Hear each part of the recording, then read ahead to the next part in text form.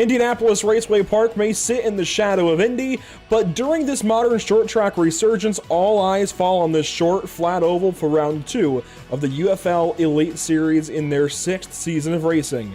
Ryan Vargas picked up where he left off, taking the win at Daytona 1 week ago, leaving the rest of the field scrambling for early wins as the championship picture begins to take form.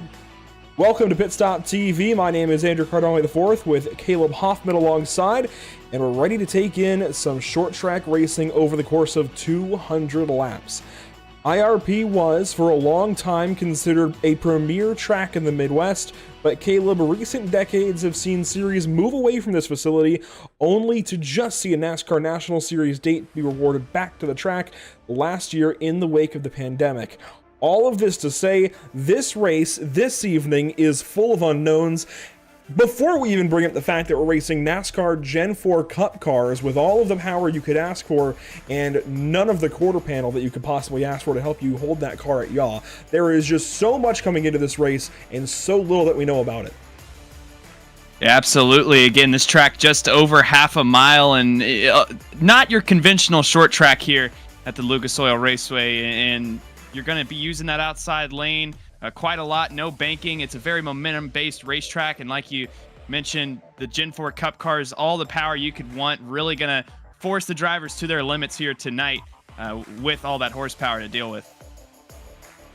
We've got some 40 cars ready to go that just wrapped up qualifying at the Lucas Oil Indianapolis Raceway Park. Let's get on into the iRacing.com sim. Sun's still up for a little bit longer, but it'll quickly be heading down below the horizon. Some special entries in this race as well. We'll get to all of that, but let's take a look first at our track map and talk about this place just a little bit. It is just under a, 3/4 of a mile. Fastest lap time in this car? Well, it doesn't apply yet. We haven't seen any unofficial racing on iRacing.com. That leads us then, of course, to point standings for this event. Coming into week number 2 after week number 1 at Daytona last week. Caleb, you were there. Ryan Vargas taking home the race win for the second season in a row, I should say, winning the season opener back at Daytona in season 5, winning the championship later on that season, now winning the season opener here in season 6.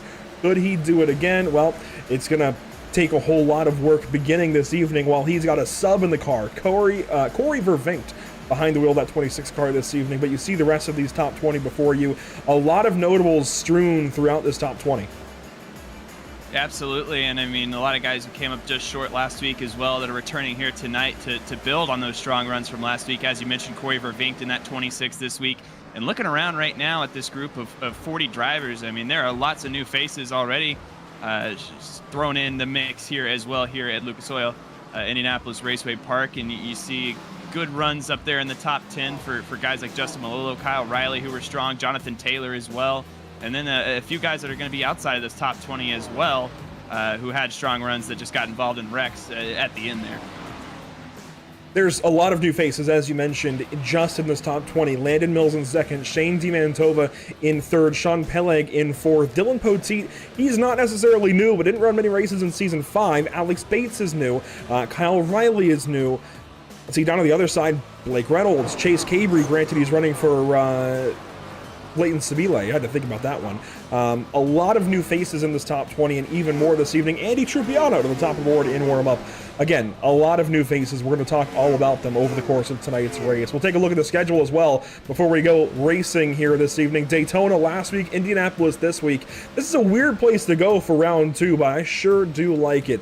Really, really fun, really tight. Of course, you want to get to that top line if you can to defend, but also there's just so little room up there on the top side of the racetrack that you can actually really work with. And again, going to have to watch out for collisions here tonight, because the slightest little bit of contact, you might lift the rear end of this car up off the ground, and that will create some craziness going on. First time that UFL has been to the Indianapolis Raceway Park, and of course, first time at a short track here with the big power Gen 4 car. So a lot for these drivers to adapt to here tonight.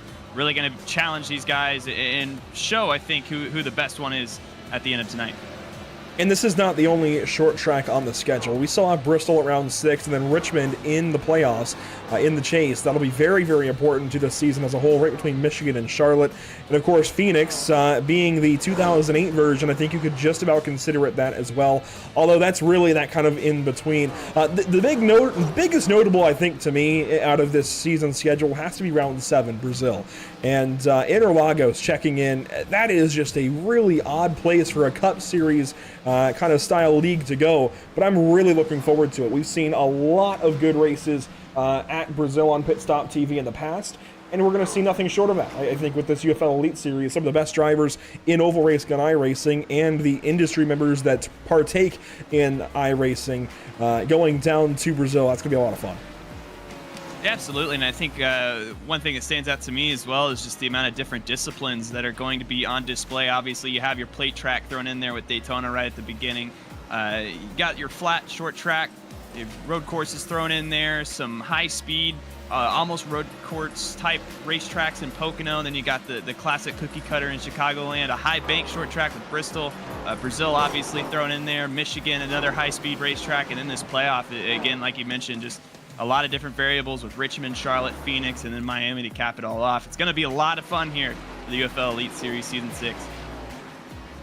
I do want to preface this evening's coverage by saying, yes, Trading Paints is on its kind of thin legs right now. It's struggling a little bit, but we should see everybody's paint schemes. In the event that we don't, we do apologize, but 40 cars is a lot for Trading Paints to keep up with as we take a look here in the tail end of our warm-up session. You see a few cars on track, a lot of new paint schemes to be acquainted with over the course of 200 laps. Of course, you're going to have the best acquaintance, I guess, with them, given Daytona last week. But we'll get up to speed on a lot of these cars very quickly as Andy Trupiano will lead this warm-up session. That brings us then to the starting grid this evening in race number 2 for the UFL Elite Series in season number 6. And boy, is it a stacked one. On pole, you're going to find car number 41, Brian Mercurio, one of the strongest from Season 5, picks up where he left off, clearly shining on this driver's track. Timmy Pacioli will join him on row number 1,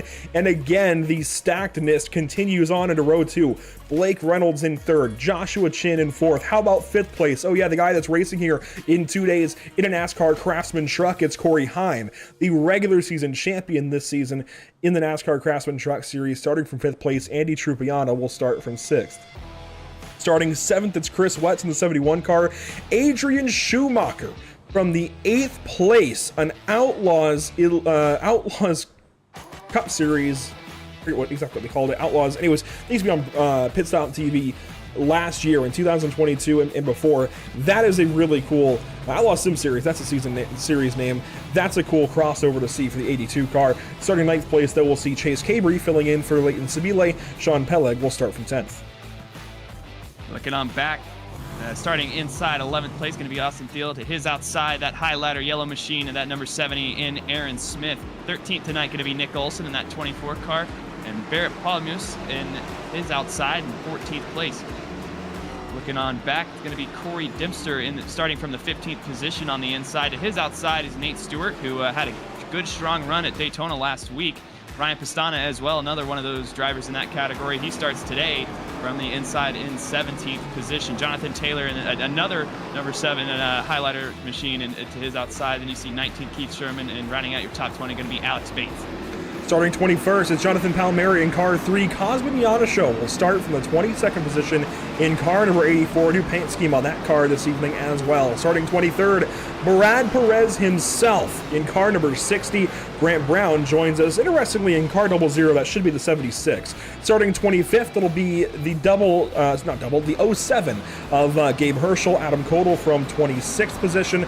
27th, 28th, Kyle Riley, David Cabrera. Before rounding out your top 30, row number 15, it will finally be the 27th, Tristan Hagenstein, then finally Sean Butler. Going to go through these last 10 quickly here before we go green. Corey Vervink filling in for Ryan Vargas, then Justin Malillo, then Andrew Swartz, Zach Murtis there in 34th, starting 35th, Austin Moore, 36th, Dylan Smith. The last few on the field, 30, well, we missed them anyways, but we're going green flag racing at Indianapolis Raceway Park. Thanks for joining us here on Pit Stop TV. Green flag.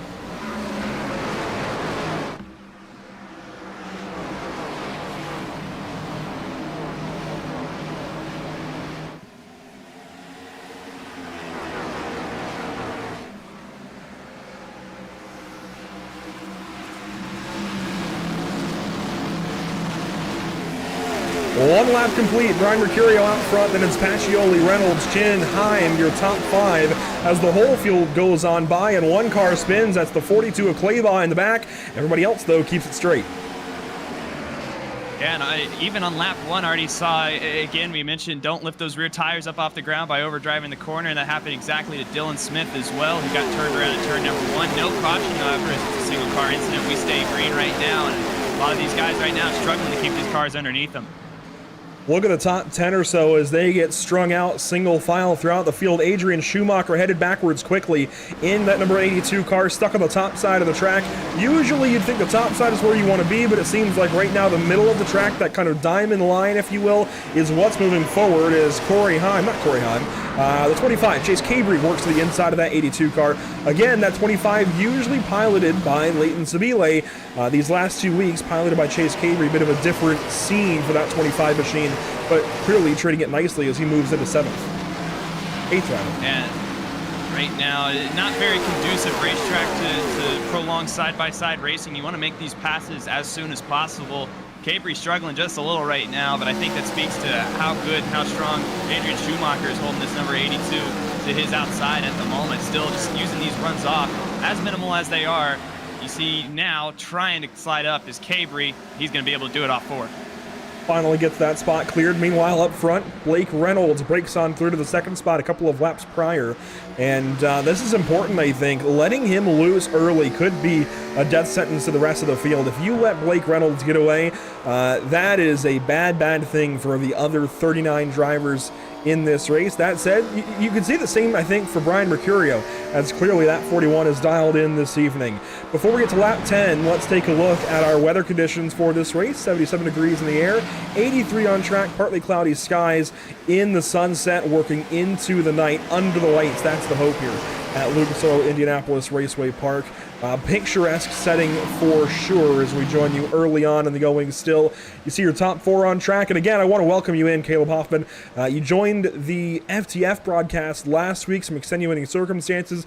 Thank you for joining us once again today. Good to have you here, especially with your bit of knowledge from Daytona last week as we get this season fully underway. Absolutely. It's been fun. Daytona last week was a heck of a time, and I'm sure tonight going to be more of the same here. You see the pack thundering on by. Brian Mercurio right now in the lead. What a good run this is so far for him. Only 10 laps into this thing. Last week got involved in some trouble. Sent him in the back. Finished around that 31st position. And he's really hoping for a rebound here today. Another one here in Sean Butler.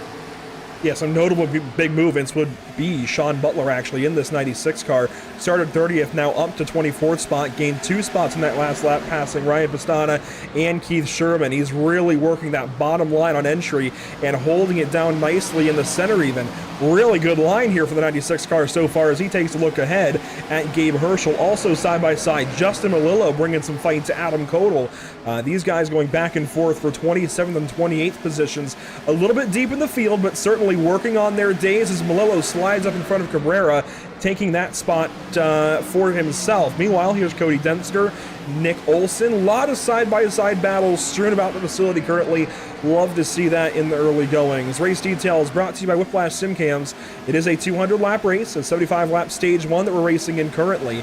3 change sets of tires that essentially, if you want to break it down into a tire strategy, Caleb, makes it 4 quarters, but we're not going to be seeing that. These guys can go much longer than 50 laps on 1 tank of fuel. So how do you propose that these guys race this event? Of course, we should be able to go very well, easily, to the end of stage number 1 on this tank, which opens up Pandora's box in stage 2.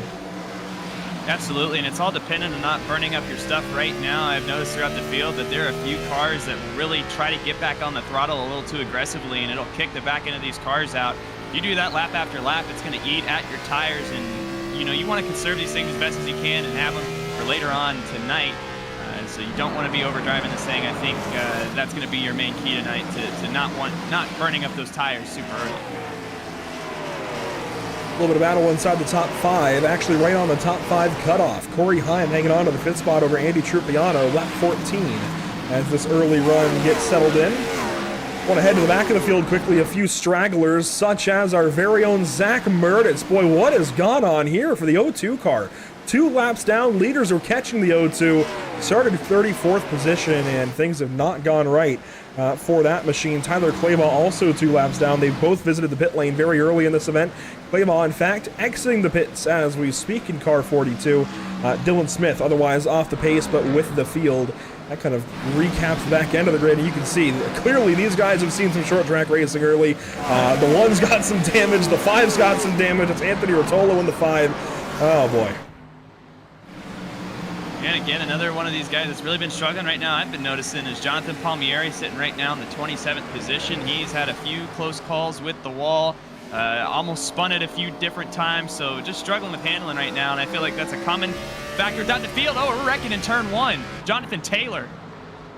Caution flies for the first time this evening. Palmieri is going to roll up onto it and, well, gets right on by it. It seems like it was a single car incident for the 7, who will get back turned around, and sure enough, Jonathan Taylor having early issues in that number 7 machine. Let's go back and take a look at it on our Pit Stop TV replay, and he, of course, will not be the only car involved here. Turning down left was the 09. Ooh. And came together there, a little extra additional contact after Taylor spun back down the racetrack. That was Austin Teal he made contact with down the front stretch. We'll take another look at things, of course. Watch the 7 inside. That's Jonathan Taylor. Going to be contact down the front stretch with Austin Teal. I don't know if there was something that led up to this, but Teal makes a very abrupt adjustment down the track here to turn 1. That is a really drastic turn. I'm not sure if that was just braking too heavy there or if something snapped around that race car. Not sure, but either way, it turned him down into Jonathan Taylor, made some secondary contact there, and after finishing 5th last week, Jonathan Taylor's going to have a tough hill to climb here tonight. We'll get an onboard. This is Cody Dempster. From Dempster's perspective, down the front stretch into turn number 1, take a look here. Driver off the west coast, a spinning number 7 to the inside, and he's going to pick up a good bit of damage out of this as well. Right there, big contact with the 7 machine. And that is a early damper on that number 78 car's evening, and that's reflected by the fact that he's leaving the pit lane now, still with a lot of front-end damage on that Toyota Camry. Yeah, no fast repairs here in the UFL Elite Series, so everybody that just accrued that damage is going to have to live with it and try to get it fixed throughout the course of this evening, but definitely something you want to avoid if you can. You see Teal right there. A lot of cars in and out of the pit lane, difficult to keep up with all of them, but there's Dylan Smith. You saw Austin Moore. Cody Dempster also making his 2nd trip down the pit lane. He's still, for now, on the lead lap, but Taylor, Teal, and Claybaugh have all been lapped. Claybaugh actually the recipient this time around of our lucky dog, and now Dempster will fall 1 lap down as the field goes by in the background. Just to touch back up on the Zach Murda situation, not sure what's happened to the O2 car, but our very own Pit Stop TV machine, paying homage to his Summer Shootout Legends car, has definitely seen better days right now. We talked to him a little bit pre-race, and he was definitely making some big adjustments quickly to the competition in this series. This is no easy series to just go turn laps in. Clearly, I think he's finding there's some decent competition, that's for sure. As I think Zach is getting a wave around here, that'll help. Absolutely. Don't want any of this damage, and you want all the track position you can get here. The Lucas Oil Raceway in Indianapolis. I mean, we've seen how hard it is to pass. Really, the only 2 cars I've seen that have been able to pass more than 5 cars here tonight, Sean Butler and Justin Malillo, way in the back of the field. So, going to be interesting to see what this means for not only Murtis, but Jonathan Taylor and those collecting that last wreck right there. There's Justin Malillo, and you see he's made up quite a few spots. We'll see if that trend can continue for that 53 machine after a strong run at Daytona. Yeah, it looks like he'll restart 24th position, maybe 22nd, hard to say, as the field is rushing to get doubled back up, but he and Sean Butler, as you mentioned, have both been very impressive in the midfield. The field, though, into turns 3 and 4, ready to get back after it. It's Mercurio, Reynolds, and Pacioli, the top 3. Then Josh Chin lining up from the 4th position. Green flag flies. Once again, we're back at it at Indianapolis. Mercurio with a great launch as the control car seen that a fair share here at Indianapolis Raceway Park. Look at this double file for 5th in the back. That is Corey Heim down to the inside. Corey Heim on the inside of Josh Chin in the RaceEPI.com Toyota Camry. Along with him, actually, is Chase Cabry. Great restart for the 25 car, racing for Leighton Sabile this evening. Both EPI machines moving forward quickly on this restart. But, I say moving forward quickly, moving forward at least in terms of pushing on the 93 car, but neither are able to make up that position. They go nowhere. For now, you've got a side-by-side battle right behind him, though. The 16 to the 17. That's Trupiano outside, Peleg inside. This is for 7th. And you're going to see Trupiano, I think, tag the wall just a little bit, has made contact with that wall last few times, and just overstepping those boundaries just a little bit. And that can open that door for Peleg that you see on the inside. If he can just hold that position, I think he'll be in good shape as long as Trupiano doesn't tag it again. And there goes actually Trupiano with that momentum to the outside, going to clear Peleg. Remember, Trupiano did lead that warm-up session between qualifying and the race, so final practice, if you will. While only 5 minutes went to the 16 car as Peleg broadside in front of the field. Boom, big contact. Gabe Herschel, nowhere to go. Flipping goes the 15 of Keith Sherman. Wow. I've got no words. Yeah, I've never seen that with the... Wasn't expecting to see that here tonight with the big powered Gen 4 cars at Lucas Oil Raceway, but we just saw one barrel rolling in. I'm more impressed he just drove off the wall. Wow. Keith Sherman in the air. Of course we'll get a replay from all angles. I'm stunned as to what we just watched happen at a turn 3.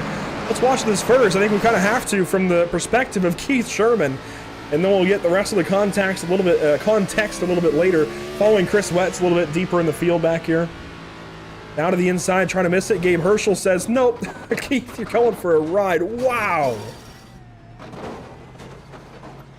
Yeah, and I mean, Peleg, we saw that live. Peleg sliding down the back straightaway, and that contact from Herschel almost sent Peleg up and over, and then I think the way Keith got hit just shifted that car's weight to the other side and flipped it over, and with that grass right there, we'll get an alternate look of it here. You see Peleg gets turned. That was Paul Hemus that got into him, and I didn't even realize there was contact from the live view. Wow, that was a much more vicious hit from the 07 to the 15 than it looked like initially. That was... It really... I see now from that perspective why it turned him over. We'll actually slow it down this time. You can see the bit of contact from the 79 picking up the rear end of the 17, just like you talked about earlier. Just lifted the rear wheels off the ground, and then watch everybody come careening in here. Perez just barely misses it. Herschel ends up broadsiding the 17, and wow, there goes the 15 through Malillo. Butler, they get a piece. Kyle Riley ends up lifting up the 3 car. Wow. I didn't have that one on my bingo card here tonight, Andrew. Yeah, me either. Here's Justin Malillo's perspective through turn number 3. Quickly, things going awry. He was racing with Jonathan Palmieri. See Pastana up ahead, and what a sight to see right there. That is not at all what you ever would expect, I feel like. We do have pit stops taking place, and most notably, race leader Brian Mercurio is heading down the pit lane. Is already in the pit lane, and our pole sitter taking service. Will be a quick 4-tire stop. I'm surprised by this. Absolutely. I mean, track position's so important here, and like we were mentioning, we can make it well past 50 laps on fuel, so a bit of an early stop here for Mercurio. Maybe has some trickery up his sleeve, but race leader either way coming down the pit lane in Brian Mercurio, and he will have a lot of room to make up, but this is really good for Blake Reynolds, who now will inherit the race lead. Some wave arounds. Kyle Riley, Zach Murtis, Tyler Claybaugh, I think, rather. Everybody going by the pace car, and Kyle Riley maybe a little bit out of place, I'm not sure, but regardless, they'll be able to get doubled up and go back after it. Still on the short side of halfway, even just in stage 1. Plenty of racing left to go. Blake Reynolds, your race leader. Timmy Pacioli, second place. Josh Chin, currently from the 3rd position down low. Corey Heim picks up a spot, of course. Everybody picks up one spot when the race leader pits. But Heim now up to 4th position. Watch that 11 on this restart. Since he's now on the top side of the track, watch that 11. This could be a whole lot of fun. As we get down to the restart zone, Blake Reynolds, your race leader. Then it's Pacioli, then it's Chin. Green flag back in the air at Indianapolis Raceway Park. Blake Reynolds, I don't know if he caught Pacioli sleeping there, but that outside lane got going eventually. Corey Heim along with it is now he's to the outside of Joshua Chin here. Down the backstretch they go. Side by side, they stay for 3rd place. Chin inside, Heim outside. Neither car budging whatsoever. And Chin bobbles there to turn 4 as Chase Cabry falls victim now to the 16 car. The 25 starting to fall back for the first time this evening. And again, that outside lane showing its strength at the moment. Don't count out these dive bomb moves. These are also very viable, as we've seen at the Indianapolis Raceway Park, and Chase Cabry trying to utilize them here to the inside of Trupiano. You saw there briefly, Corey Heim did grab that spot away from Josh Chin. Now Trupiano squarely drives into the fence. That damages the 16 car, sets him back a little bit as now Nick Olson takes a look. Meanwhile, Timmy Pacioli has stayed glued to Blake Reynolds for the better part of this early run, as there are cars everywhere in the back half of the field moving around, trying to get positions. Some on new tires, most on old tires. It is... Get them while you can, basically, in the back end of the field. Get them while you can.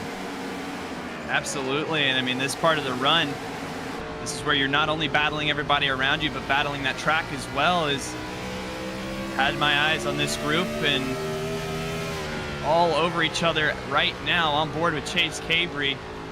Trupiano right all over the back bumper, this 25 as well. You see Chase Cabry attempting to dive in that corner and get down to the inside. Just didn't quite have the run there on Joshua Chin, but if he keeps at it, he will be now to his door is Chase Cabry. This onboard shot really shows that Cabry down on the inside, just getting alongside the door in the corner. And this little bit of progress every single lap is all Cabry needs to keep doing. That time, though, in turn 2, great launch out of the corner for the 93 car, and Josh Chin will clear the 25 once again and kind of assert his dominance, at least for now, for that 4th position, but it may be short-lived. Cabry just looks much, much better right now than the 93 overall. But again, it's hard to pass, and clearly that's going to be the story of the evening, as now Chin pulls over to the inside, seemingly randomly. I don't understand it, but he's going to give that spot up. I think realizing maybe there that Cabry was faster. Well, again, you're trying to conserve your tires here. You don't want them to burn them off this early in a run, so I think short-term loss, long-term gain there from Joshua Chin is just going to let Cabry by and maybe even open the door up for Trupiano here, who's going to try that same thing that Cabry just attempted to do. See everybody setting their lines through turns 1 and 2. A few cars grabbing the fence out of turn number 4 the last time through. Thankfully, though, the field as a whole still looks clean, and I must say, this field really dots the Indianapolis Raceway Park very, very nicely. You don't see many chain races like this where everybody just lines up around the track and finds their line for this longer period. And I say that, and we have a caution flag as Aaron Smith is around somewhere. Yeah, it was right on the front stretch going into turn number 1, and heard the contact. It was an audible thud. We had a group that was 3 wide. Sean Butler, Justin Malillo were a part of it, and I think right as they got that sorted out, Aaron Smith made a little bit of contact with the aftermath. Here's Aaron Smith's perspective, and yeah, sure enough, Asada just hooks the 70 car around, and I'm impressed. That could have been a lot worse. Absolutely. He did a great job of getting that thing locked down there on the front straightaway, and there was a little bit of contact, as you stated, for Piston on the inside. Brian Mercurio was a part of that group, and I mean, if you noticed a few of those cars around him, they were all coming through there on newer stuff. Look at Aaron Smith there as the field gets around him, but Brian Mercurio was there, Justin Malillo, Sean Butler, both of our biggest movers, so very hectic part of this group right around that 20th position. Such a weird scene to see like that with all those cars going by as he's broadside, and Pastana, I think was just trying to fit a car that was a little bit too long into that hole. Trying to get up to the wall in between the 70 and 41. Here's a better view of it from Mercurio's onboard.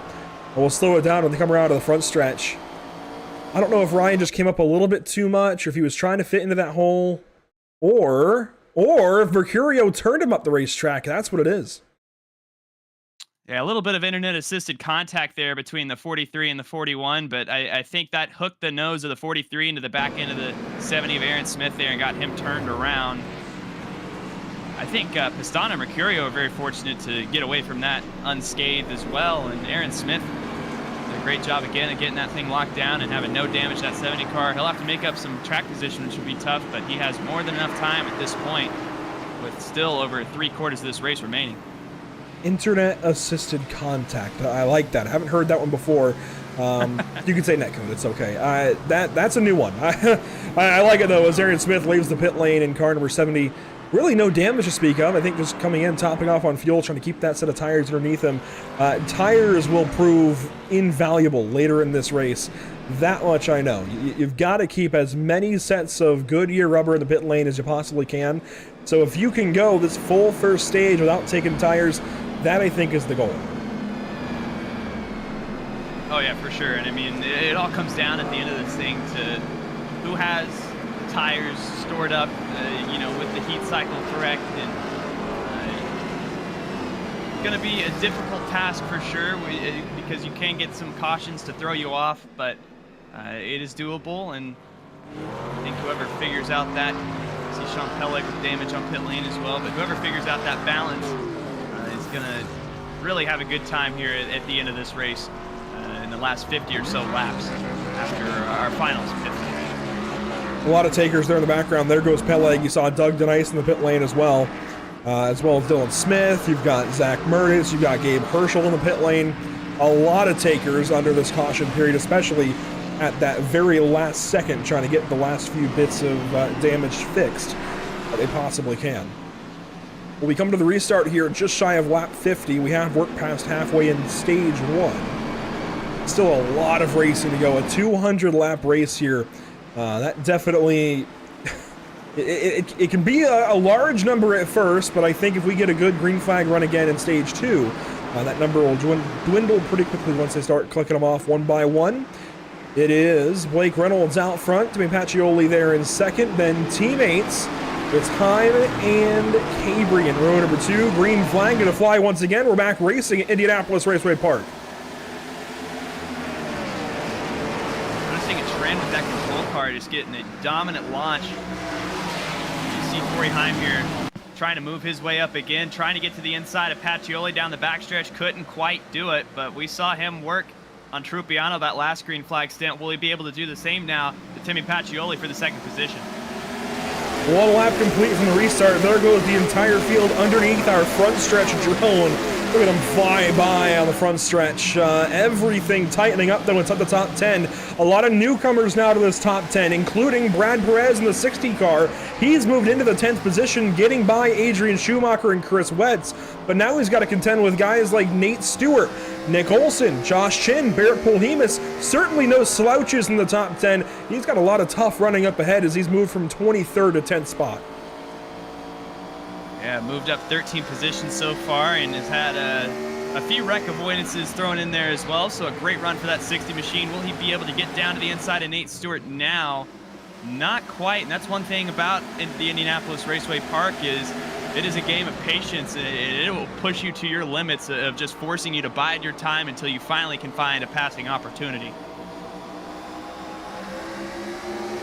All of this graphic, it shows you where the driver's from, what club they are assigned to in iRacing. In this case, for Brad, it's still Florida, despite running his career now out of North Carolina, racing with Alpha Prime Racing most recently, and announcing today that he's going racing, I believe, was it Indianapolis or Watkins Glen he announced today. Regardless, he's racing with Emerling Gase Motorsports next up in the NASCAR Xfinity Series.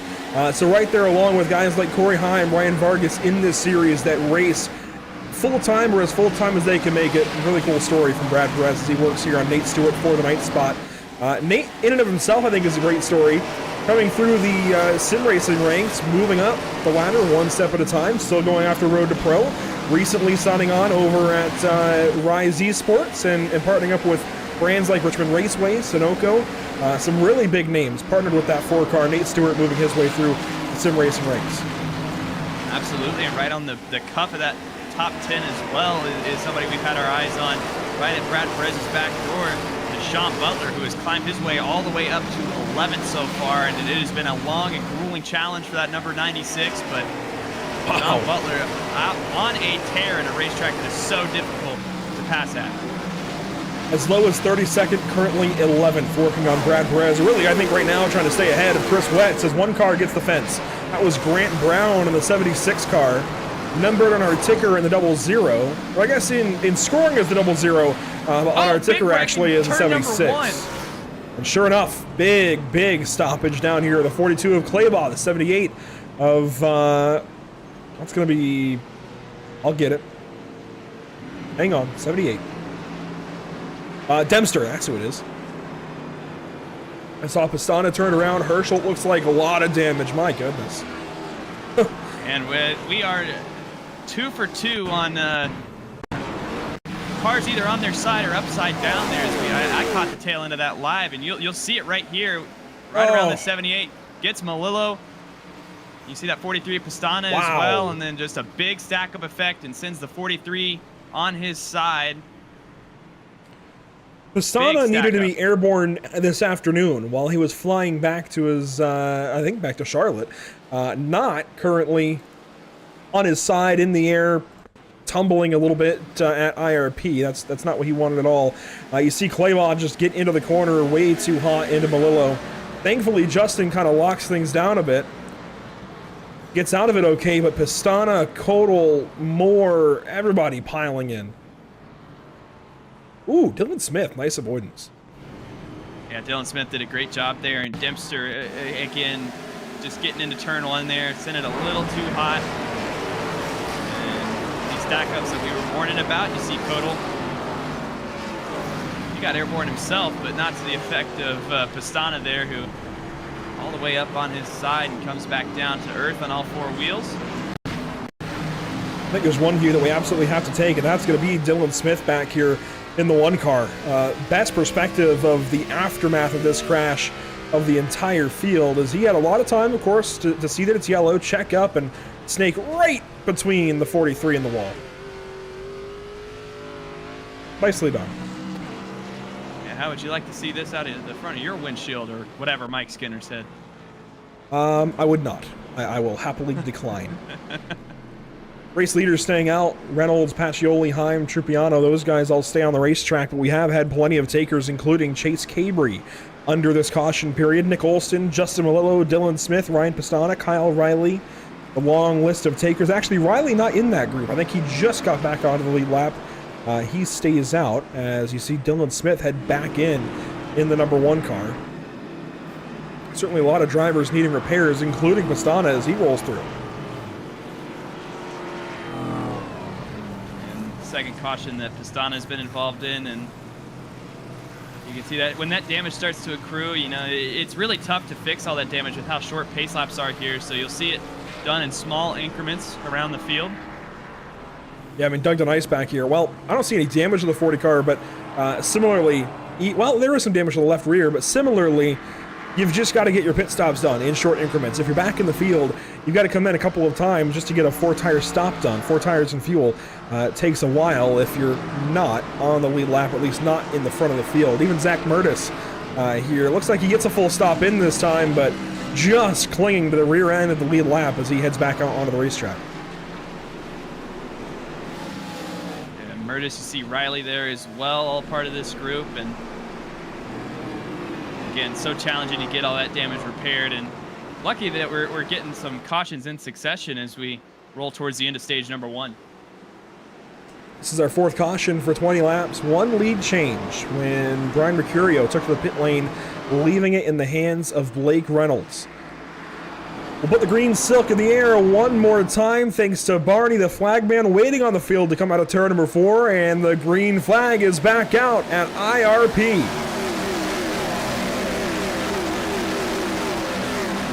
Pacioli does a great job to fend off 3rd place Corey Heim, and that's allowed Trupiano to get to his outside in that number 16, and now Corey Heim is desperately going to look for a place to slot that car in line so he doesn't get freight trained on the outside here.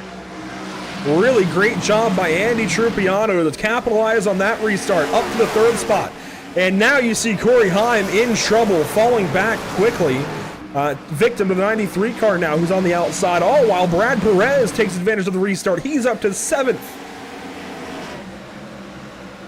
And he's right on the back end of that 79 machine, and Nate Stewart looking to his inside, trying to peak for that 7th position. Perez going to be able to hold him off. As Trupiano with a big wiggle on the front stretch there. A lot just happened. Heim just threw it way to the inside in turn 3.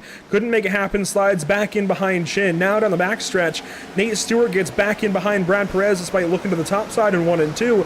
Now you see Brian Mercurio has fought his way back into the top 10. He's going to come back up and grab stage points despite pitting some 31 laps ago. That's incredible from the 41 car. Cabrera working through the field as well. Sean Butler has also pitted in this race. Chris Wetz has also pitted in this race. These guys who have tires and have moved through this field like this, yes, sure, they have the tire advantage, but that's still not easy to do.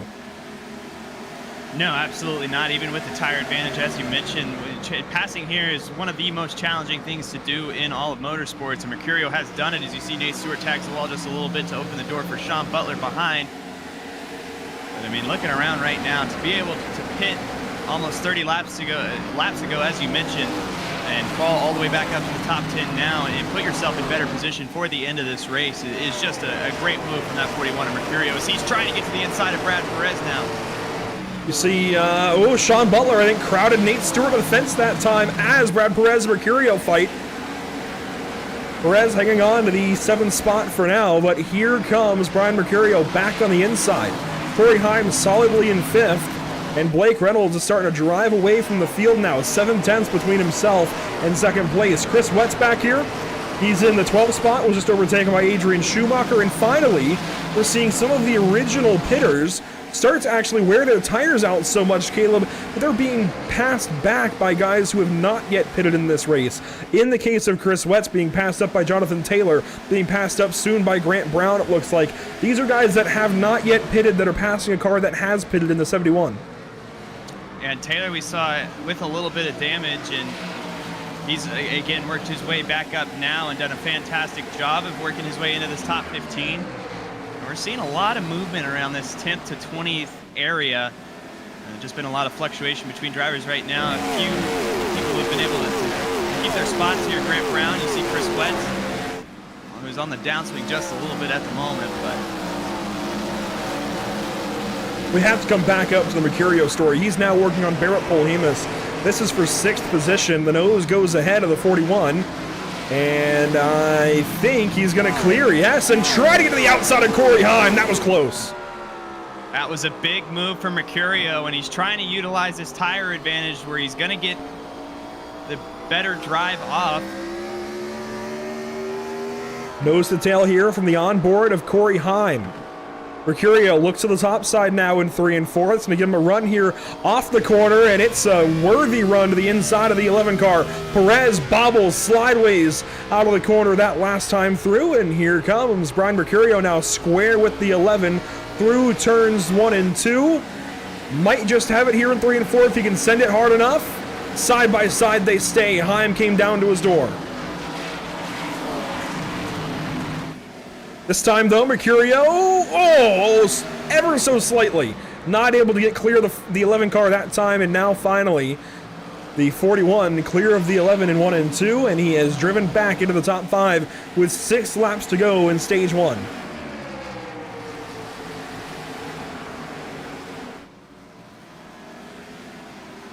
Worth mentioning, our stage point fight as Polhemus hangs it out sideways is currently Adrian Schumacher and Sean Butler. These guys, very different tire situation. Schumacher is not yet pitted. Butler has. Also very different upbringings in this race, if you will. Schumacher started 8th, currently running in 10th spot and blinking on this 71st lap of action, while Sean Butler tries to look on from 11th and get on by after starting 30th.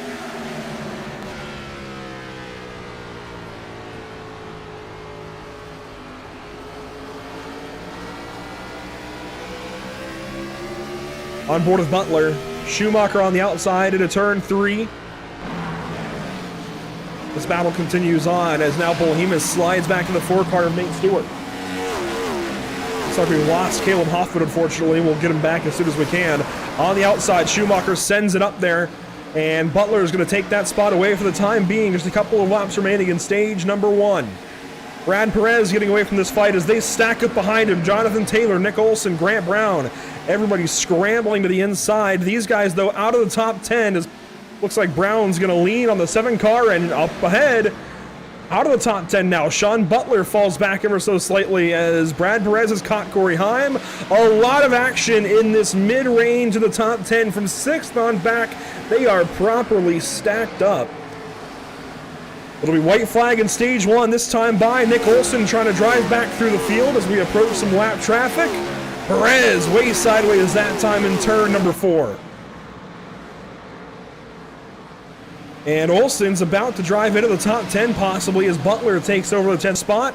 Up ahead, it's all Blake Reynolds out of turn number 4 to claim the stage 1 win. Second going to go to Pacioli, third to Trupiano, then Mercurio and Chin, your top 5. Corey Heim, Nate Stewart in the line, Brad Perez, Adrian Schumacher, Sean Butler. The rest of the top 10, and I think there was a crash after the line. Adrian Schumacher might have, well, I don't know actually. It looked like a crash based on speeds, but it also at the same time might not have been. I don't really know. Cars scattered, positions changed, but caution is out.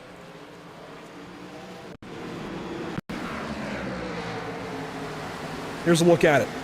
Butler sent it in to turns 3 and 4. Stewart got the 60 jacked up a little bit.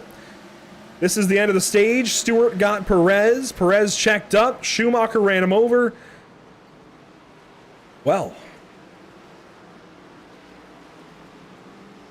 a whole bunch of fun there at the end of the stage as leaders, everybody coming out of the pit lane. You have to here as Caleb Hoffman rejoins us.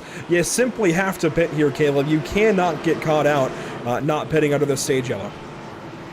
Absolutely. I mean, again, passing is so hard here. That track position will work for you a little bit, but we were able to see Brian Mercurio and what he was able to make up over the course of the back half of that stage number 1. And not pitting here will eat you alive, especially if you don't have the numbers around you of guys that didn't pit along with you. You see Mercurio rolling off pit lane there. Wow, and I think he's going to roll out third as everybody else works off the pit lane.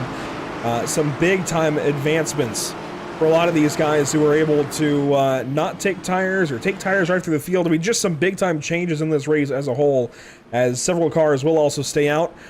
Several of those drivers staying out now come down the pit lane, including Murtis, Riley, Smith, and many others. That said, it puts a 24 car in position number 1. Nick Olson staying out under that caution. He has pitted as recently as 25 laps ago, along with Chase Cambry, Justin Malillo, and Tristan Hagenstein. First time we're saying that name.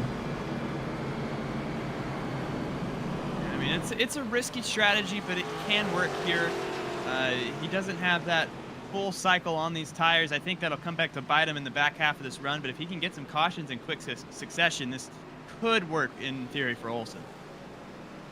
It absolutely could work for these drivers. While we are under caution, we're going to go Pit Stop TV side by side briefly and rejoin you with our Stage 2 restart. The iRacing Ford FR500S Mustang, then sign up for the Barber Ford Mustang Club today. With great prizes from our awesome sponsors, this league is fast, fun, and best of all, free to race in. Take on 6 races of wheel-to-wheel action, all broadcasted live on Pit Stop TV. As a member, you will receive a $500 voucher to Barber Ford, plus entry into a raffle for a brand new Fanatec H-Pattern shifter. Every point you earn on the track is 1 entry into the raffle, meaning you can race your way into a brand new Fanatec shifter drawn on December 15th. Battle your competitors at Charlotte Motor Speedway, Watkins Glen, Road Atlanta, Barber Motorsports Park, Brands Hatch, and for the finale, Lime Rock Park. Join the Barber Ford Mustang Club at League ID 3350 today.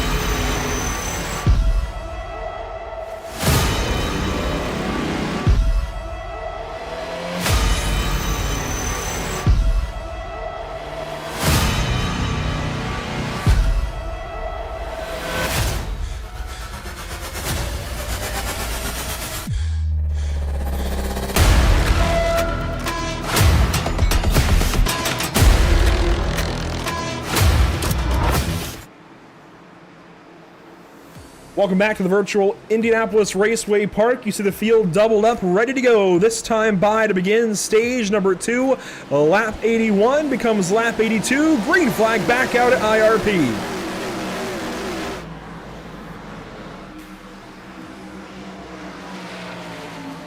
Nick Olson led us to the green flag there. Leighton Sabile's car now fighting to the inside. Chase Cavery behind the wheel as cars 25 and 24 go at it for the lead. Slide job in the corner, crossover from Olson. They fight for the race lead. What a move here by Nick Olson, trying to stave off Chase Cavery right now. That big sin's going to open the door again for Cavery down the backstretch here. He's going to go all the way down to that yellow line, use that momentum to go up against the wall, still side by side into 3. Cavery sends it again, not clear though. The slide job will go nowhere for the 25 car, but he does take the race lead. So I guess I can't say it didn't go anywhere, but he did not get clear just yet. Now he sends it back in here in 1, but Olson stays on the outside. It took a couple of laps for the tires to come back to the 24 car, but Olson not going down without a fight, as here comes Blake Reynolds on brand new tires as Olson plows up the outside wall.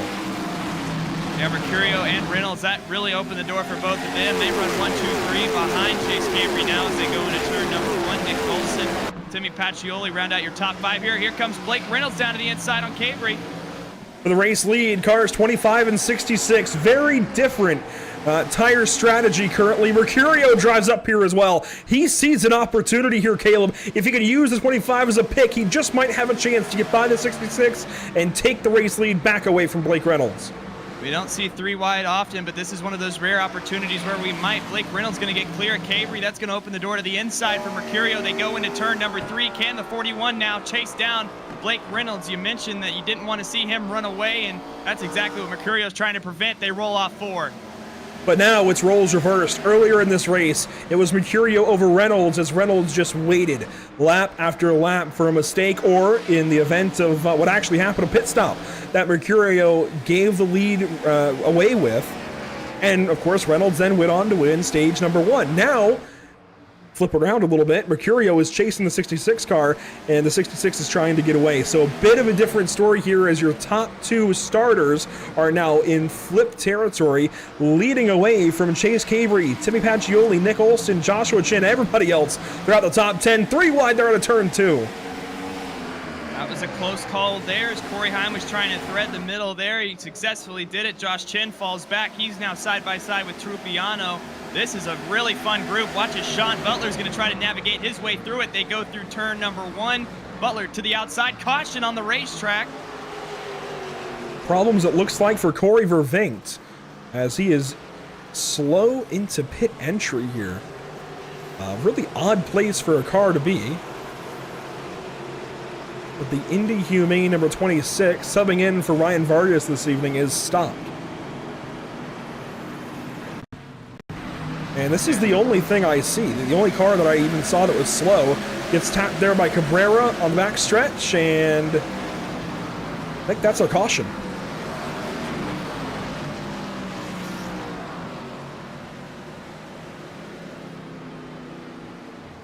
This is similar to that Paul Pele incident earlier on in the race. Let's go back a full lap and kind of watch this take form. Watch the silver and black 26, orange trim, racing stripes and such. I do like this car. This paint scheme is very, very nice. It gleams a little bit. That metallic is nice. The orange stands out, but a little bit of contact here to turn 2, Caleb, and it all comes undone.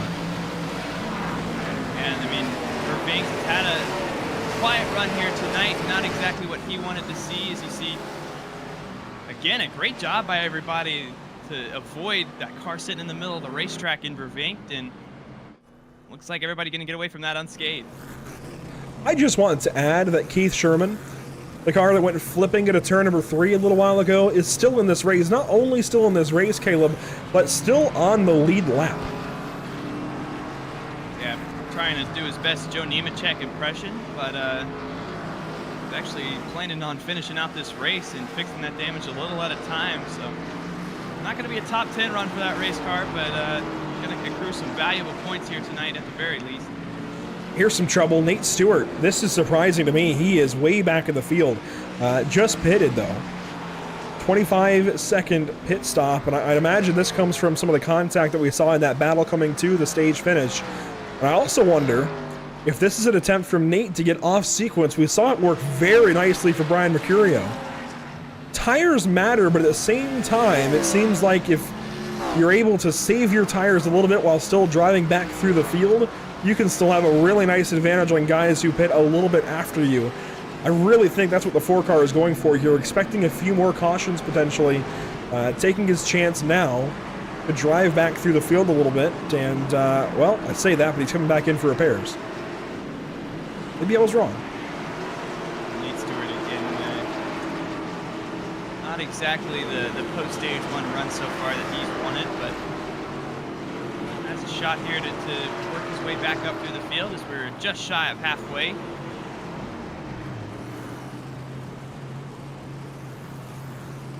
Interesting spot in the race. As you mentioned, we're just shy of halfway. This is where you kind of start to feel like you're getting up to the top of the hill and potentially heading back down now. This is a long race. 200 laps of IRP is definitely a long time. We're an hour in. Well, it's not quite an hour into the broadcast, but still plenty of time to go before we hit an hour in the race. We're coming up to halfway. I don't want to jinx anything, so I won't make any further comment there, but this has been a really solid event so far. A long short track race. These guys are managing it well. Absolutely, and doing a fantastic job through the field right now. We've had a few run-ins. It's inevitable with these short tracks, but again, everybody doing a great job inside this top 20 to really keep their cars clean, and the guys involved in wrecks have been able to rebound so far. And this race reminded me of why we love the UFL Elite Series so much. This feels like old school NASCAR vibes where you've got 40 cars on track, and we've broadcasted now for 94 laps, and there's still so many stories we haven't touched on just yet. Green flag back in the air, lap 95 now underway. A huge jump for Blake Reynolds. And a little further back, a big stack up throughout the field, going to allow guys like Brad Perez and Grant Brown to work their way up into the top 10. It was a big checkup from that number 79 machine to Perez's outside, and it's really jumbled things up back here in the 10th through 15th positions. You see, even in the top 10, they're stacked up. Corey Haim on the inside of Nick Olson. Is it potentially finally maybe Haim time for the 11 car on the inside?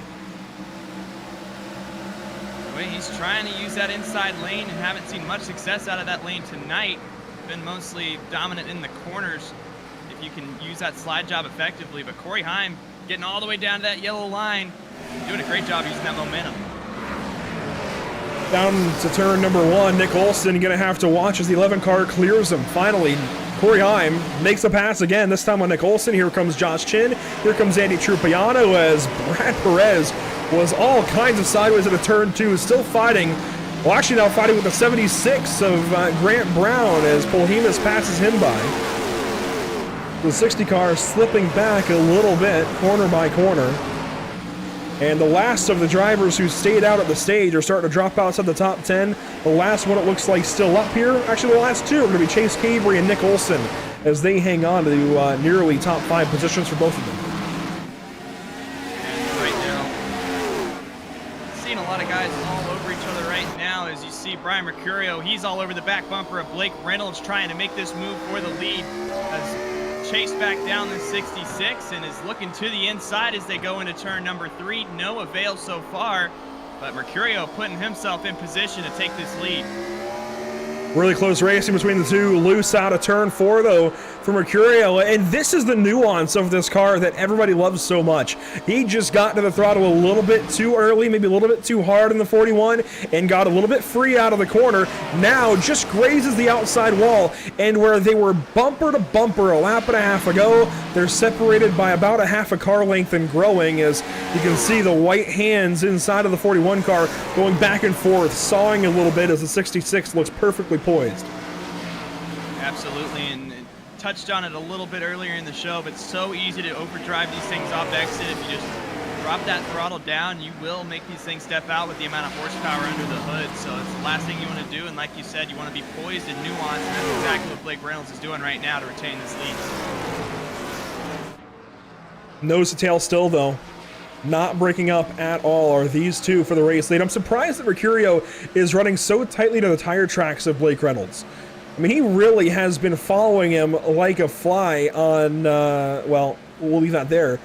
Until that moment, in turns 3 and 4, he just slightly went a little bit higher in turn 3. Now, a little bit lower in turns 1 and 2, as we've got crashing in the back, and it looks like Claybon, the 42, is turned around along with Dempster in the 78 car. Yeah, and it was another airborne crash here tonight with Cody Dempster involved, and I believe Schumacher got a piece of it as well. We'll see going into turn number 3. You mentioned Claybon. He's on screen right there in front of that number 78 at Dempster. Well, you know what, Caleb? There is a rallycross configuration here at IRP. Maybe they're just trying to take that into account and take a few jumps, go into the air a little bit as Dempster gets into the 42. Schumacher nowhere to go. Wow. And rides the wall there and gets turned around. Schumacher, the aforementioned contact there as well. 3 cars, but still very chaotic as we'll go in car here. Driver's eye perspective with Adrian Schumacher as he flies off into turn number 3. You see Dempster catch the wall, then catch Claybon, and nowhere to go. Wow. And I mean, no time to react either. I mean, when you got a car that close to the front of you, he gets turned around, you're more than likely going with him, and that's exactly what happened to Adrian Schumacher there, as he's now down on pit road to make repairs onto that 82 machine. Much needed repairs. You see the right side of that car, especially the right rear, wadded up, the left side dented, the nose is just about knocked off the thing. A lot of damage to the 82 car. You see Peleg in the pits as well. Kodal coming down the pit lane. A lot of drivers getting repairs they so desperately need. Murtis continuing to work on that car. Every caution, I think he's been in the pit lane. It's a long night for some, that's for sure. Yeah.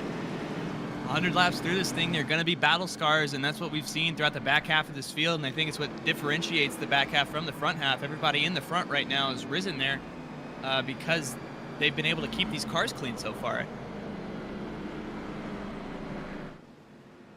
Yeah, there definitely is kind of a front half and back half kind of look to these race cars. Although there are still some drivers that have made it to the top half of the field, the top 10 even, like Sean Butler, who have some battle scars.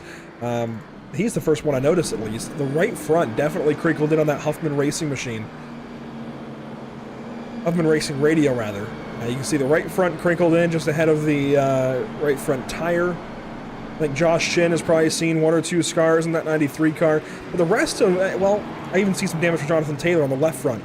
But it's those little things that are okay. Still, you see a very big difference from guys that are running 10th, like Barrett Bohemus, to guys who are running 30th, like Dylan Smith and some of these others, Adam Kodal, who just have body panels mashed in here and there. And a lot of that is why it's so risky to pit off cycle and find yourself cycled back. Speak as pitting off cycle, and look at Brian Mercurio there. He is the exception to the rule, I feel like, where a lot of these times you'll see guys pit and just get trapped in the back and collected in other people's messes. And again, it is why that's so risky, even if the reward it could pay off big time for you.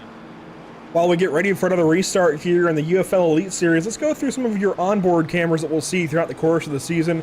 We're going to pick out a few drivers. Here's Kyle Riley from New York with our nose camera. We can go back to Nick Olson, though, with our rear bumper cam. We've used a few times already this evening. Aaron Smith with our usual TV onboard on the roof. How about Grant Brown inside the car, just to the right side of the driver? Just a few throughout the field. Of course, the left side door, we've used this a couple of times in some tight battles. Here's Tristan Hagenstein, Cosmin Yanisho with the driver's eye on board.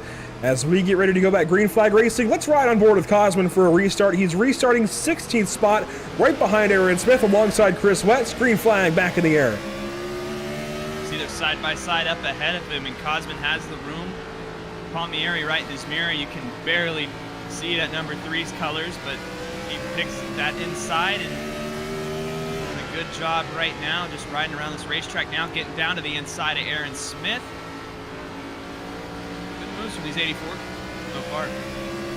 He holds his position, but at the same time, that's actually almost like gaining a position sometimes in the restart. Just holding on to it, not letting anybody get alongside of you is a big deal for the 84 as he tries to get away from the 3-car Palmieri, as you mentioned. Meanwhile, it's at the top 10. We can't leave these guys uncovered. Wow. And speaking of uncovered, you can cover them with a blanket.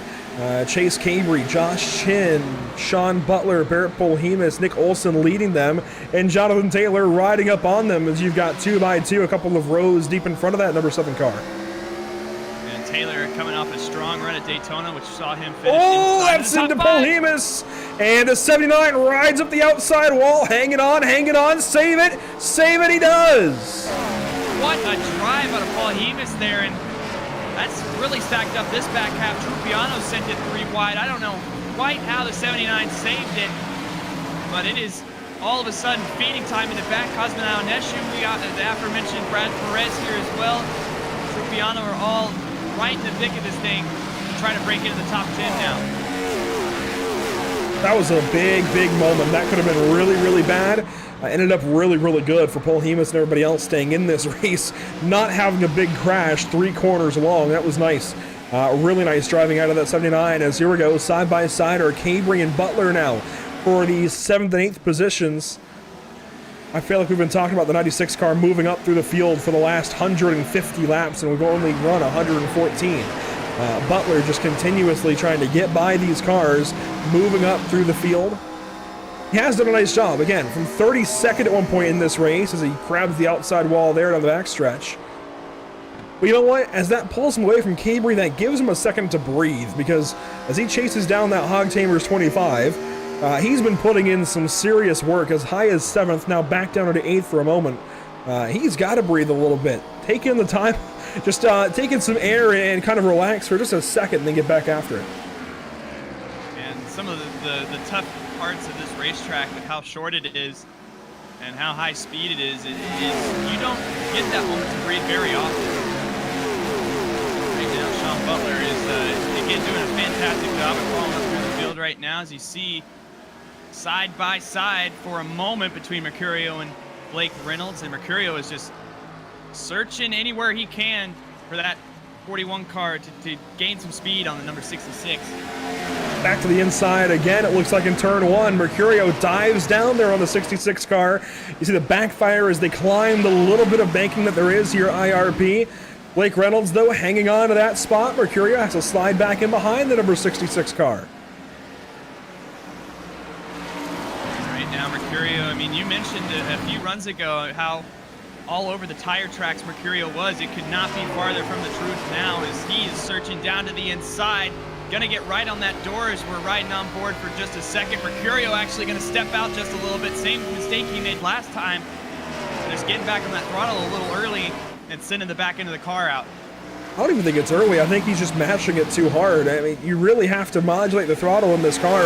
This is a throwback to when we had fully powered, or almost fully powered, NASCAR Cup motors, and they can turn about, I think the number is 850 horsepower in this car. That's a lot compared to what we have now in the NASCAR Cup Series at 670. That's nearly 200 more, and certainly a whole lot more than we had at 550. So you really have to modulate that throttle on corner exit, because you also have much less holding you down to the ground, driving the rear tires into the asphalt.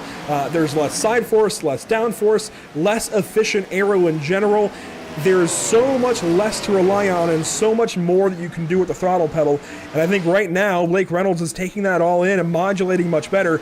Really careful tiptoeing out of the corner while Mercurio's not. Yeah, and I mean, it's so difficult for Mercurio and a lot of these guys to make that switch from the next gen to go back to the Gen 4 here. Don't have a lot of those underbody aero aspects that are sealing that race car to the ground. You really see how high up off the track they are. And you can see that in the suspension and how these cars are just bouncing up and down the straightaways as we'll ride on the front of this 41 machine as he peeks to the outside just a little bit.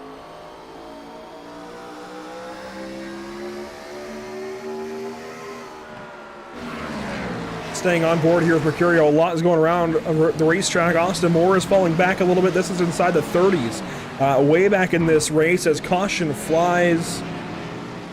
Well, rinse and repeat as Claybaugh is still stopped and now takes the tow. I think that's going to be the first casualty of the evening. Tough break for Claybon. You're going to see it doesn't start with that 42 machine. I think he just gets the rough end of it here. Yeah, there's a lot going on. I saw a brief snippet of what's about to happen between Anthony Rotolo, Sean Peleg, and everybody else here down the front stretch. Watch the 17 car of Peleg. Watch the 5 down to the inside. He gets away from it all, but everybody else stacks up. The 09's in the air. That was Teal. Man, big crash. And again, I think that stack-up effect was the worst part of it, actually what put us under the caution. They had an opportunity there to save it, but this initial contact from Peleg and Rotolo is, again, what stacks up everybody and puts us under caution here. Nate Stewart back here with the uglies, well, not the uglies, but the ugly incidents. Nowhere to go that time and see them all stack up. There's how Claybon gets into it. Schumacher. Man, Schumacher was so good earlier in this race, and now, again, it's like back here with the uglier incidents for sure. Just not able to get back away from things like that happening deep in the field once you drop yourself back there and you get late in these races. Austin Moore also in the pit lane. Looks like he may have towed. While others make their way through. They're actually now back onto the racetrack, it looks like, for the most part. A lot of leaders just came in. I was trying to get a few of them before their pit stops ended, but it looks like we missed it. Blake Reynolds, though, stays out. And here's your car staying out. Everybody else is pitting. Blake Reynolds, Cosmin Yanisho, Jonathan Palmieri, Tristan Hagenstein, Justin Melillo, and Adam Kodal. Everybody else from Mercurio on back just pitted. That's Mercurio, Heim, Pacioli, Chin up front as Kodal now pits. So now 5 cars stay out. This is going to be a feeding frenzy at the front of the field for guys like Mercurio, Heim, and Pacioli. Even Joshua Chin, Nick Olson, Chase Cabry, Sean Butler. All these guys have new tires. And good to have a little breathing room for the cars that are staying out. And Blake Reynolds, he again has Ionescu behind him, Palmieri to provide a buffer. Hagenstein, Justin Melillo has had a ton of speed. Just hasn't really had the chance to show it so far tonight. Mercurio as well has been up here, but gonna be interesting restart for sure. Is should be doubling up this next time by. Under this yellow, I do want to revisit the point standings coming into tonight because there are, I think, yeah, there's a driver or two in this list that did not make the race. One of them that didn't make the race on speed is Dylan Poteet in the 31 car. Did not qualify in. I don't think I've seen... No, I do see Alex Bates. He's just been that quiet in the 8 car. That's a good thing. If we haven't said your name at this point, it's probably for a good reason. It means you haven't been involved in a crash just yet. I'll knock on wood for you, Alex. Let's hope it goes well. But Arnold Columbia also not in this race, it seems like. I'm not sure if that's by availability or by time. But to qualify into this race, Landon Mills, Shane DiNantova, a couple of other names that are 2nd and 3rd in the standings that are not in this race. This is going to be a very interesting season, potentially some of the highest car counts that UFL has ever seen, as everybody wants to get into the race. It looks like this caution extended by 1 extra lap. We did have a lot of cars pit and all get lined up single file. It's going to take a second to line everybody back up. And if you want a quick summary on how some guys at the tail end of this group that stayed out, like Justin Melillo, are thinking right now, came over the radio and talked about how it was pouring right now at IRP and how they've lost the track. So he doesn't want to see this thing restarted because he doesn't want to get just absolutely eaten alive by these cars behind him, and Mercurio, Heim, Pacioli, Joshua Chin, etc. So, yeah, this is a scary scene right now. You've got Mercurio over here, you've got Heim there, you've got Pacioli there. This is a scary, scary scene if you're the 53 car right now. He's been great, but I don't know if he's been that great. Those guys are about to eat him up on those tires, and everybody else, I think, in this top 5. It's just a big-time rubber disparity as we are back green out front at IRP. Big restart jump for the 66. The 3 was caught sleeping. Absolutely, and a little further back in the pack, it's an absolute hornet's nest right now. That group with Justin Melillo 3 wide as they come off 2, and a little further ahead as well. I think caution's going to be on the racetrack as well for another spin in 1. But Kyle Riley turned around, and sure enough, the 62 car spun around out of turn number 2. I've not seen Kyle Riley yet. I said just a moment ago, if we haven't said your name, it's probably a good thing. Become a bad thing, apparently. And Matt Riley was not pleased over the radio there, and you'll see it's a little bit of contact from behind that spins his number 62 machine out. And I'll put the angle here for you. We're trying to get lined up initially. The 42 slides in behind the 62. Quaybaugh and Riley finally found their spots. Riley gets a good restart, then watch the black 13, David Cabrera. Tags the 62, and that quickly, crash into the outside wall.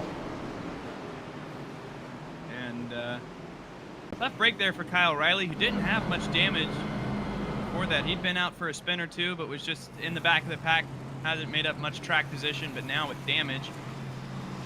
See, that's the 76, Grant Brown. Grant taking some time to repair some damage, it looks like, to that number 76 machine. Although he's going to go a lap down. Wonder if there's something else happening for the 76. Hardware, or maybe something in real life. I mean, that's a big distinction we have to make pretty often, it feels like, unfortunately, is, you know, this is still a sim. This is still guys on their computers, in their bedrooms, living rooms, whatever, basements, garages. There is still a real life happening outside. And Caleb, you're a perfect example, actually. Internet issues in this race with storms moving through the Tennessee region into the Appalachia overnight and into tomorrow. There is a lot that goes on outside of the sim that could potentially hold one of these drivers back at any point in time. I mean, it could be a dog opening a door. It could be a child needing some kind of assistance. There's so many things. Yeah, and while we necessarily don't battle some of the mechanical failure aspects here in sim racing, for sure, it can real life can still come out and affect you. You could have That's our equivalent. Wear failures and the aforementioned internet problems that have already struck the booth here tonight. Hopefully, we'll go free for the rest of the night. But these things can happen, and they do happen, and it just adds a whole nother layer to sim racing. And that is our equivalent, where you can't have random mechanical failures, be it a piston, timing, who knows what, under the hood or in the suspension components. That is the closest thing we can get, basically, is internet connectivity issues, computer crashes, power outages, things like that. So maybe it is raining somewhere for one of these drivers outside their house, I'm sure, as caution continues here, lap 133 of 200. We are, I think, going double file this time. Pace car lights should be extinguished, maybe. There's a lot of cars trying to get unlapped right now, so it might be one more lap. Nope, we're doubling up. It looks like lights are off on the pace car, and we saw there how hectic it got. Just got a quick taste of it. But we saw 3 wide, various points in the field up inside the top 10, and it shows you how desperate some of these cars on fresher tires are to get back up to the front. Do we see that again?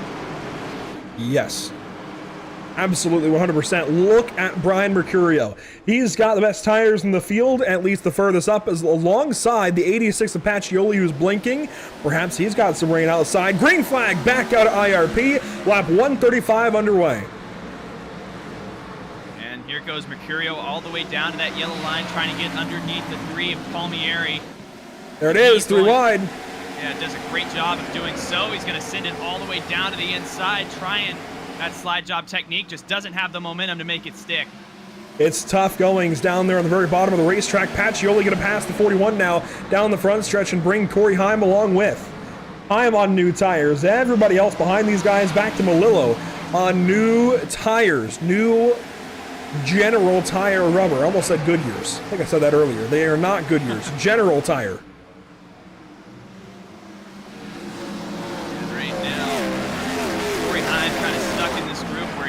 Oh, 1 spinning, 2 spinning. Denice and Pistana, 2 of the best painters in the series, around on the front stretch. And they have painted us an ugly picture on the front stretch. This is not what you want to see for either one of those cars. Cars 43 and 40. Oh, they're still crashing. They're not done. Corey Riley, not Corey Riley, Kyle Riley and Corey Vervinkt, mixing names. Yeah, this is an interesting wreck, and cars just keep piling in. We talked about how good they've been at avoiding. Ooh, there was a whole thing. I'm going to proceed this real quickly. This is going to be Corey Vervinkt and Keith Sherman.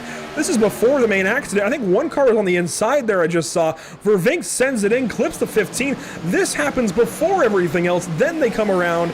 Watch the 40 on the front stretch here and the 43 of Pistana. That's where it really starts up. Watch Cabrera maybe. Wow, all on his own, and they stack up. Yeah, and then it's just chaos from there. You see. Oh. Wow. They're not done here, as you mentioned. I mean, you see Kyle Riley here, spins it out once again. Oh, caught the tail end of it, but he makes contact, and that's where that secondary incident happens with Vervinkt again. We'll get it this time, don't worry. We'll get the Kyle Riley spinning out when he's trying to get away. There is so much to unpack. Rotolo running over Denice. That gets the 1, the 17, the 33, the 62. Oh my goodness. Adrian Schumacher came in there flying off the nose of the 09 car of Teal. Here's the 62 going around, trying to get through the gears. Gets into Vervinkt and Denise one more time. Sometimes you kind of have to chuckle a little bit at an incident. You don't want to, but it's one of those here that it's unfortunate, but at the same time, there's just so much going on. It kind of is that kind of chuckle incident. We were told in YouTube chat, though, to go watch Gabe Herschel get through this, the New Jersey native, moving around down the front stretch. Let's see how he gets through.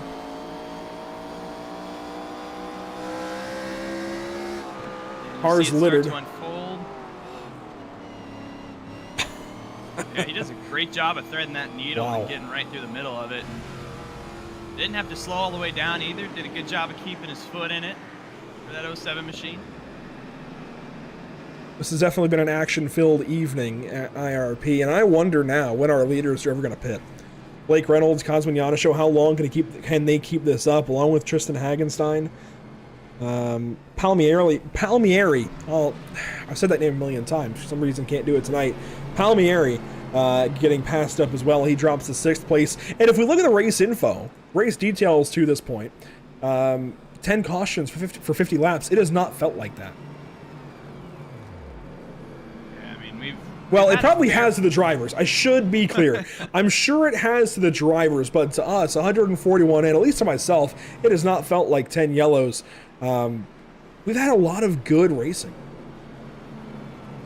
Yeah, I mean, tons of sliders, and I think that's been the most fun part, is watching how far these guys are willing to not only push themselves, but push everybody else around them. And as I mentioned, we've seen lots of slide jobs in these corners, and lots of guys that are just working around this racetrack right now, trying to figure it out. Again, we mentioned, opened up the show talking about how many unknowns there were going to be here tonight. I think those guys that are able to adapt to changing racetrack conditions, changing car conditions, are going to be the ones that are out front here, and that's on display right now with guys like Reynolds, Mercurio, who've been so dominant tonight. I'm glad you mentioned changing conditions. Down to 75.3 degrees in the air, down a couple of degrees from green flag, and 80 degrees on track. That's even down about 3 to 5 degrees since we got racing. Green flag once again. Lap 143 now underway as the field booms on through below us. And Agassi trying to hold on to on the inside. Mercurio boxed in, similar to how Heim was last time by. And look at Mercurio trying to take this outside by brute force. To the outside is Mercurio, and he might have the second position here by the time they get into 1. He sure does. Gets on by Cosmin with little to no issue. That's just a difference of tires. Cosmin's doing a great job up here on these old tires. Oh, caution again. There we go. Cautions breed cautions. David Cabrera and others turned around in turn 1 and 2. Rotolo, Denice, others. Cautions breed cautions. That's what Larry Mack always says. And I think this actually is going to start a little further ahead. It is, yeah. I see Jonathan Taylor in trouble. Rotolo and Cabrera are just checking up, and they get carried into the corner by Sean Peleg. My goodness. And I mean, if you look at Jonathan Taylor here, I mean, they are 4 wide. I mean, we don't know if 3 wide works here, much less 4 as they come off of turn number 4. And Oh, Josh Chin got loose in 3 and 4. That stacks everybody up. Behemoths and everybody was just trying to find spots. Jonathan Taylor gets turned loose and sideways by the 60. That was Brad Perez, and everybody else scatters. I will say, great job by Jonathan Taylor to get turned around, get it back in gear, and get back going. Yeah, I mean, he drove off like nothing happened, and he did a great job of that. We're going on board now. On board with Jonathan Taylor. Watch this piece of driving. They're all stacking up everywhere. You see Cabry up top, and he checks up for Cabry. Perez gets into him, loops it around, grabs the gear, gets going as chaos ensues. And he does a fantastic job there. Another thing that got lost in the mix of that was Kyle Riley got turned on the front stretch as well, with everybody checking up, and he just a little bit more back end damage. He's had a clean night so far, but once again, a little bit of contact around. Little by little, that damage accrued on that number 62 machine. Hasn't been a good stage 2 for him, but no, it has not. Remember, he was turned around by Cabrera out of turn 2 earlier. Was not happy about it, as finally our leaders that had stayed out on those tires have succumbed and have pitted. Those including guys like Blake Reynolds, Cosmin Yanisho, Tristan Hagenstein, Jonathan Palmieri, Andrew Schwartz, all pitting under this yellow. Gabe Herschel as well. I think it is worth mentioning that Aaron Smith and Justin Malillo actually recently pitted, but kind of flew under the radar under that last yellow. Both of those cars came in, took tires and fuel, and I think that's very, very, very important for those two cars in particular, because they are absolutely both capable of driving through the field for top 10s, and they now have the tires to do it. But there's only a 20 lap or so difference between the tires they have got and all the cars in front of them have got. So it's a bit of a toss-up. I think we're going to learn a lot right here if we watch these two cars in particular in the standings, the 70 and the 53. If we watch them, I think we'll learn a lot about tires in this last few runs. Absolutely, and again, it is about crunch time in the last 50 laps. This is where you're going to see all these diverging strategies come together. And again, it's been a heck of a drive by Mercurio. Pacioli's been up inside the top 5 all day. Heim, Nick Olson, who stayed out on strategies, been able to done a great job of staying up here in stage number 2. John Butler as well. So a lot of these guys, I guess you could call it cream rising to the top. You can absolutely call it cream rising to the top. That's what happens here on the UFL Elite Series. While we're under this caution, coming up to the green flag in just a moment, let's take a look at some upcoming broadcasts for Pit Stop TV. Next up for us, Friday night, we go racing at Watkins Glen International. Hey, that's where we're going next week. Next Wednesday, we've got the Barber Ford Mustang Club unloading on Friday. Mustangs at Watkins Glen should be fun, just like this restart coming up with 51 laps to go. Mercurio, the race leader. Green flag back out at IRP. Fantastic jump, checking up a little further in the back right now, and everybody will have to negotiate there. Look at Corey Heim, a big cinch. Sean Butler trying to get down for P3 as well. Butler and Heim, great restarts. 3rd and 5th. 3rd for Heim, 5th for Butler. They're now going to be 2nd and 3rd as we have a caution. Tristan Hagenstein this time turned around in car 27. And my brain is telling me there was likely contact. Yeah, and actually it started a little further ahead, not with the 27 machine of Hagenstein, but Cosmin Yanisho gets turned around. A little bit of contact from that number 3 car. Gets to the back end of the 84, just turns him around in front of Hagenstein. Hagenstein checking up, gets driven over and lifts the rear tires off the ground. That contact was from the 67, I believe, of Andrew Schwartz. Another guy with a quiet night so far. Going to get his name called there for the first time. And again, we established that you don't want to have it probably called this late in the race. Was it driven over or driven under? I guess you have a point there. Andrew Schwartz getting to the back end of Hagenstein, really nowhere to go. This is back to the restart to kind of watch us all unfold. It wasn't long before we had contact between these guys, 1 lap and change. Watch the 3 as well, the gold number 3. By the way, we have some really talented painters, and I don't think there's a bad looking car in this field. One of the best this week has to be the number 3 is actually, we didn't even get a lap and change. It was just some change as the 3 got into the 84 and really stacked everything up.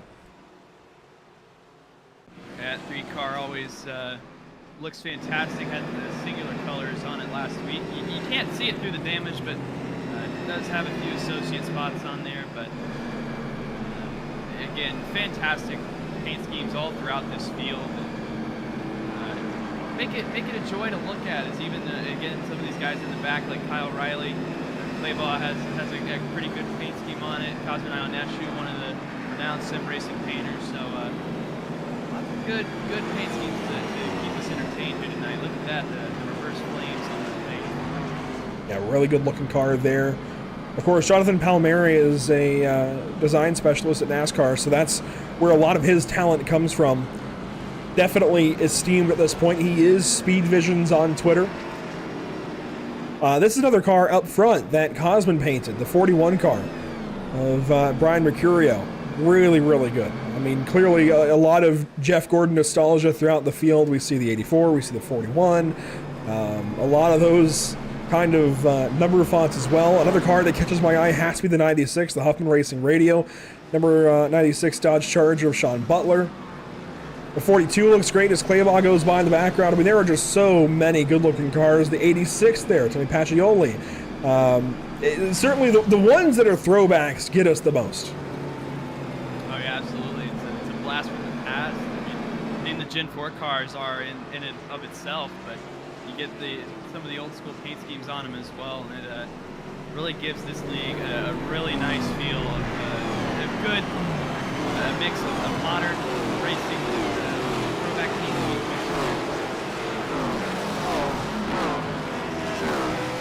It'll be lap 156 when we go back green flag racing. See Rotolo catching up there in the background. Here comes Gabe Herschel. He's still coming around. Gabe is running in the 36th spot, by the way, and he is only, well, he is on the lead lap still. The only 2 cars that are lapped and still in this race are Tyler Claybaugh and Austin Teal. Adrian Schumacher has parked it. Come to the green flag once again. It'll be lap 156 as we take the green flag once more. A scary restart there from the 96 of Butler. He got loose. Everybody else fights to turn one, as does Butler, still sliding around, trying to take that 3rd spot away. It's side by side for the race lead. And side by side for about the top 5 positions. Look at Corey Heim trying to use this outside lane. Can he just drive by Mercurio? Mercurio's going to put up a fight, but Heim on this outside is going to be hard crashing. to fend off. Big one. Josh Chin turned around. Nate Stewart and more. Blake Reynolds. Stewart's in the air. Blake Reynolds has to be the biggest name that was just called out in all of that. Josh Chin certainly as well. Nate Stewart. 3 really big names of this race that are involved in this. And this might be the most impactful crash of the evening. Again, mentioned how risky it was to get back in the pack, involved in other people's messes, and Blake Reynolds going to get the tail end of that one. Wow. See Nate Stewart gets lifted up off the ground. He can't be happy about that. And it's part of what makes this divergent strategy so risky. I think Chin just gets turned around. Nate Stewart drives up under. I think that was Aaron Smith. Not much those guys could have done. He got up underneath the 71 of Chris Wetz, by the way. Josh Chin got real loose out of turn 4 and right up off the nose of the 71 of Chris Wetz, and they all just stacked up from there. You'll see the 4 car here come up and get a piece of Blake Reynolds. That's actually what turns the 4 around and gets him hit by the 91 of Austin Moore. Doug DeNice comes to a stop to miss it. Massive incident, and just like that, Blake Reynolds comes in to get some damage repairs for the first time this evening. That is troublesome for the 66 car who led most of this race to this point. And again, it's difficult there, and he's got to be super frustrated getting caught in other people's messes there, and really is going to put a damper on what was otherwise a dominating night for Blake Reynolds. Have to get that fixed, but just gets out in time. Yeah. I was going to say he's looking like he's going to go a lap down, but barely beats that pace car out. Downside though, he still has damage to repair. on that number 66 machine. And this Butler now puts, this now puts Sean Butler effectively out of the race. Sean is now 3 laps down. Has been in there for over 2 minutes. And this is the second week in a row that things have gone awry for Sean Butler after driving super strong early on. Last week finished 37th of 38 for the 96 of Sean Butler, and looks like he's going to be somewhere in that ballpark again here tonight after being up inside the top 5. 40 laps to go that time across the stripe. Pace car lights will stay on as... that was a little bit of interesting camera controls there from ATVL. I do want to say, Barrett Polhemus, top 3 now. How about that for the 79 car? Brad Perez into the top 5 in the 60. Some big time movers now as a result of this caution. We also had some takers in the pit lane that, well, I think really the only taker on the pit lane that didn't have to was probably Anthony Rotolo. Josh Chin coming in, of course, for repairs. Heather Claybon back on the lead lap. But a lot of shuffling in general from that caution. Yeah, I mean, a lot of this has just been natural as well. Just progression throughout this event. Brad Perez, we saw him crawling his way up through the top 10 and has done a fantastic job working his way up now inside the top 5. I guess the question now becomes how much more does he have left in the tank? We've seen some big 3-wide moves as we've gotten later on in this event. We're just really starting to pick up, and I think that's going to continue here as we restart again. Brian Mercurio and Corey Heim on your front row. I think it's worth talking about. We do have 3 green-white checkers should we need them. 3 attempts at overtime, if at all needed, and it's classic NASCAR overtime rules, of course. Green flag flies once again. We're inside of 40 laps to go, and we are back green at IRP. Mercurio out front, Heim second. Really watching to make sure we don't get stacked up throughout the field, but further up, here comes Corey Heim looking to put that number 11 car anywhere on this racetrack. Brad Perez trying to be on the move as well as they go into 3, fending off Chase Cabry. Throw in the 16, he's back in the top 10. Andy Trupiano has made his trek back through this long 39-car field as they all fly by us at the flag stand. Brad Perez, though, top 5, racing with Chase Cabry, racing with Timmy Pacioli, who gets loose and is going to spin all on his own. No caution yet. He might draw one, though, by rejoining. No yellow for the 86 car. That was ruled a single car incident, so no caution for Pacioli, and that is a super tough break. Mercurio fastest lap as he leads. That's not good for everybody else who is trying to catch Mercurio right now, and if you're Brian Mercurio, you desperately want to drive away from this field right now. He's doing just that, pulling over a half second now on the 11 car of Corey Heim. Everybody else dotting around the racetrack. Chase Cabry back to the top 5 ahead of Nick Olson. Brad Perez now 6th. Grant Brown 7th spot. Really solid drive for him later in this race. He's got a few lap better tires than the cars around him, helping him out for sure. Jonathan Taylor back to the top 10. He was spinning around 360 maybe 20 laps ago, and he's back into 8th place ahead of Andy Trupiano and Alex Bates. How about Bates in the 8 car? Yeah, Bates has had a quiet night. He's done a fantastic job on board with him now. As you see the back end of the Trupiano machine, he's done a fantastic job as well. A lot of these guys are starting to get to that point where a lot of the back half of the top 10 have been involved in some sort of incident here tonight. They've just done a fantastic job of recovering from it at this point. You mentioned Bates has had a quiet night. At one point, I wasn't sure he was in the race. He's had that quiet of a night, and that's a good thing in this case. We've had a lot of incidents, small and large and medium. You can throw that size in, and they've sometimes brought out a yellow, sometimes not. So if you're not in any of those, and you haven't been mentioned yet, that's probably not a bad thing at very least. Might not be good, but not bad. As Bates runs in 10th position. Aaron Smith back there on 11th spot. Cody Dempster in the 78. I will say, very surprising comeback for the 78 car. He's been involved in a lot of incidents, whether they were his own doing or not. He's back into 12th. Dylan Smith, a surprise in 13th. He's been quiet. And Sean Peleg, who's been involved in a lot as well, is running in the 14th spot. I mean, you can tell by the front end and the back end of that race car that he has been involved in a lot. Throughout the field right now, especially the latter half, we've seen a lot of aggression, a lot of urgency as we approach the last 30 laps of this race, finding ourselves inside of our final pit window, where you're not going to have any off-cycle strategy or anything like that that can put you back in this race. You're just going to have to get up on the wheel and drive this thing. On board with Justin Melillo, I mentioned earlier we'd have to watch his progress along with Aaron Smith, as they had slightly better tires than others around them, and Melillo's only gone up to 15th spot, but Aaron Smith is working on 10th right now with Alex Bates, and I think the 70 car is certainly showing why he's here in the UFL Elite Series. He's not locked in by points, as we've got a crash. I saw it happening on time against scoring Keith Sherman, Anthony Rotolo, and Zach Murtis turned around out of turn number 4. A couple of new partners coming on board with the UFL Elite Series this season. One of them is CC's Business. One of them is Whiplash Simcams. Both featured here on the O2 car. That was the provisional that got him in this evening with Pit Stop TV colors. But he gets turned around here out of turn number 4.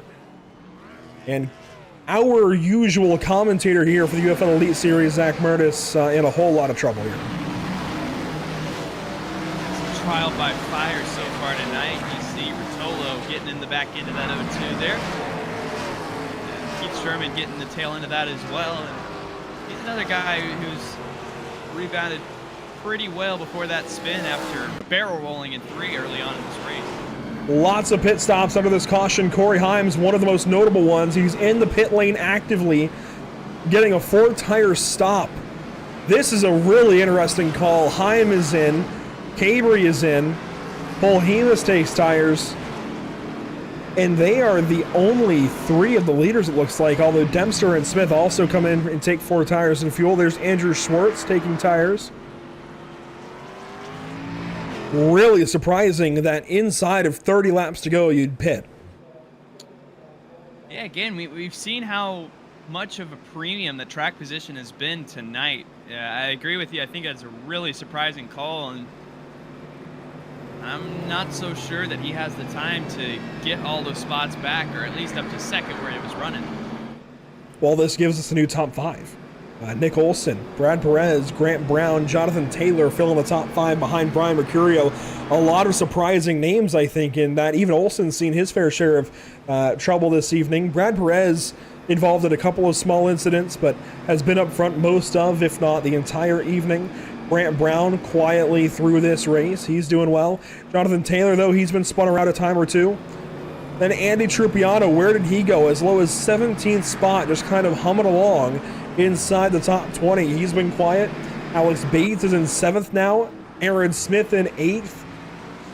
Sean Peleg 9th. Justin Melillo is going to line up 10th for this restart.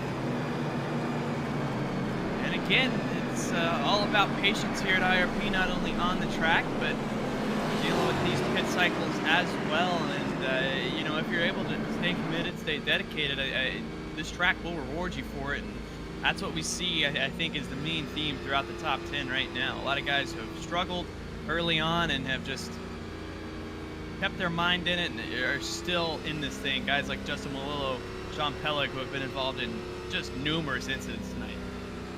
Jonathan Palmieri will line up behind Justin Melillo in the 12th position. A lot of notables in some very interesting places, and I really think the most interesting, again, have to be in the top 5. This is not at all what I would have pictured even 10 laps ago, let alone 50 laps ago. Something like that is the iRacing.com safety car lights will stay illuminated atop that sedan. While they stay on, we'll go Pit Stop TV side by side briefly and come back to you for the remainder of this race.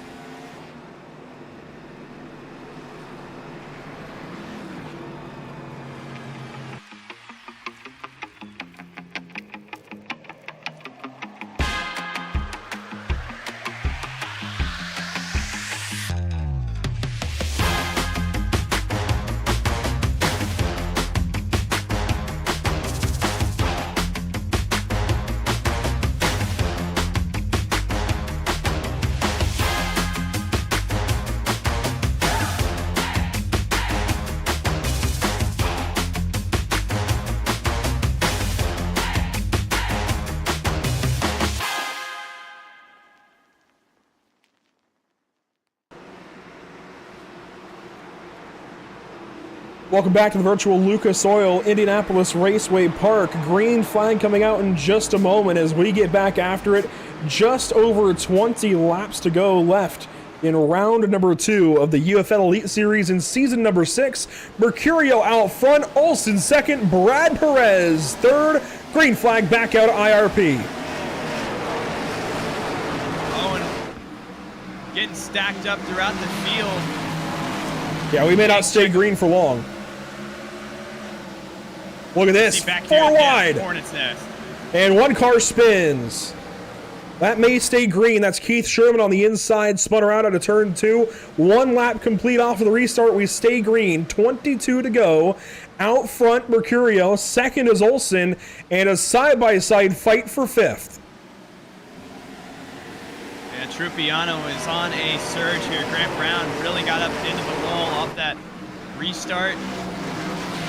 Trupiano's trying to make him pay for it off turn 4, still side by side. Wobble out of both of them as they go into 1 now. Trupiano inside, that is Brown outside, caution. Corey Heim involved. That's why I questioned it. Let alone not enough time to get back to the front. He's involved in a crash and in reverse. I think frustrated with the situation. That'd probably be accurate. And I mean, it's all about, it's exactly what we saw with Blake Reynolds as well, where you just get caught up in other people's mess, and it's, again, why that move rarely pans out. I understand the logic behind it, get new tires, try to fly back through the field, but you're right, it rarely pans out here. As Heim was racing with Vervinkt and Riley, and they stacked up, Heim just kind of goes through the 62, and then Vervinkt turns him. There was a secondary crash behind that with Doug DeNice. It rarely works out to take that kind of urgency when you could be a race winner and put that back in the 15th row.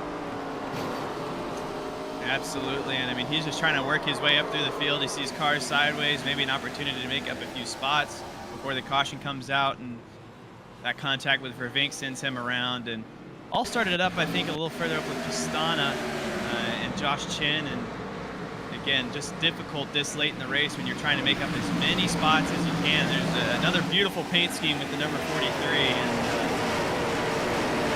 tough race. Yep, Pistana got him to Chin. They stacked up. And then Blake Reynolds even gets a small piece of this, maybe, as he goes down to the inside trying to miss all of it. He gets by, actually, driving through the grass, but you see where it all stacks up. Doug DeNice got into it. Another wonderful painter out of this field.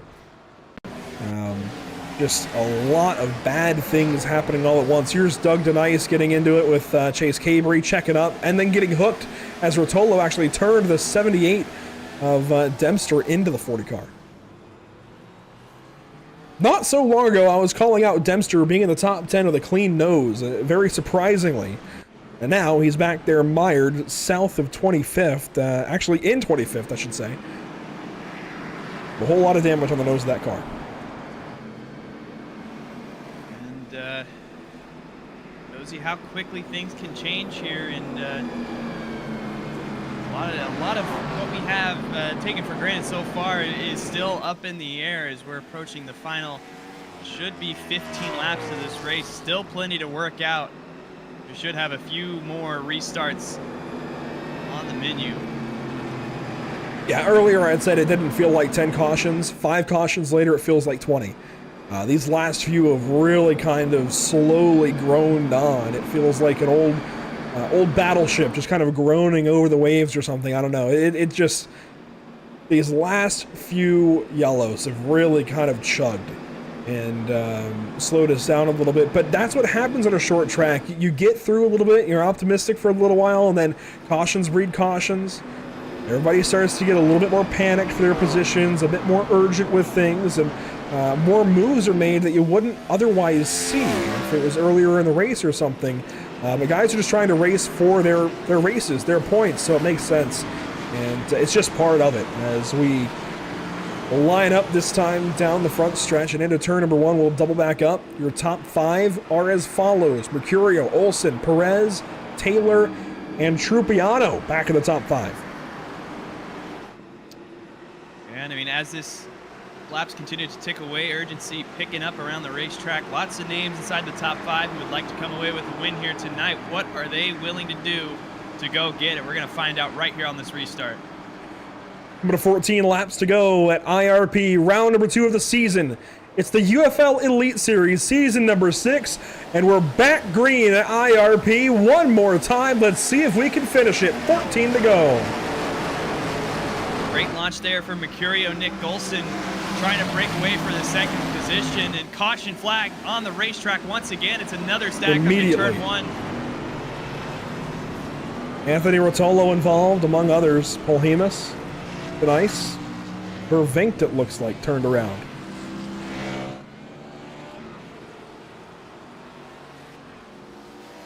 Well, that restart will not be the final one, that's for sure. Let's see what happened.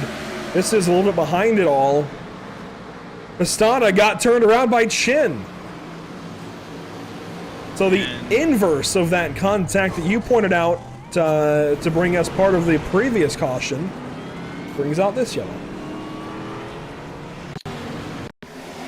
Yeah, I don't know if, I mean, Pastana's heated over the radio right now, and a little back and forth going on. I don't know if that is boiling over from our last caution. And it's all Josh Chin. I certainly hope it's not boiling over, but at the same time, that would be short track tempers. That's just part of short track racing sometimes, along with everything else. The yellow is kind of slowly chugging along. That is part of it. However, I'm not saying it's intentional, but we never do condone potential crashes. Let's see what happens. Let's give Joshua Chen all the benefit of the doubt and go on board from driver's side perspective. See what he saw into turn number 1. He was on the brakes. He was turning. I think that's incidental just as much as it was previously when Pastana got into Chin. Yeah, I mean, I didn't see anything definitive there, and I mean, no one's going to know what his intentions were going into that corner except the driver of the 93, and I get the frustration, believe me, but... Oh, yeah, absolutely. You can't, in my opinion, and I love Ryan Pastana, but you can't run somebody over and get mad and he runs you back over. There's other circumstances, sure, they were stacking up ahead, and actually, no, they weren't stacking up. That was the stack up on the previous yellow. And then that was the crash there. It's short track racing. You're in the last 20 laps. Everybody's trying to get what they can get. I get the frustration, I get the temper, but I think cooler heads, when they prevail later on, I think they'll look back on that and see that they were both just trying to get everything they could here, Caleb, and both ended up running into each other at different times.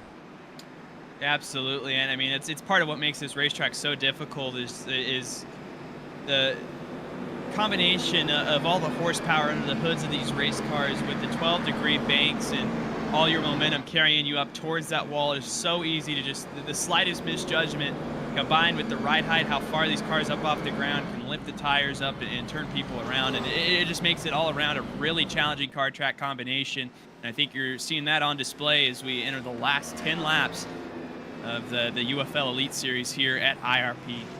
And in these last 10 laps, we've seen some retirements, including Adrian Schumacher, Sean Butler, Timmy Pacioli.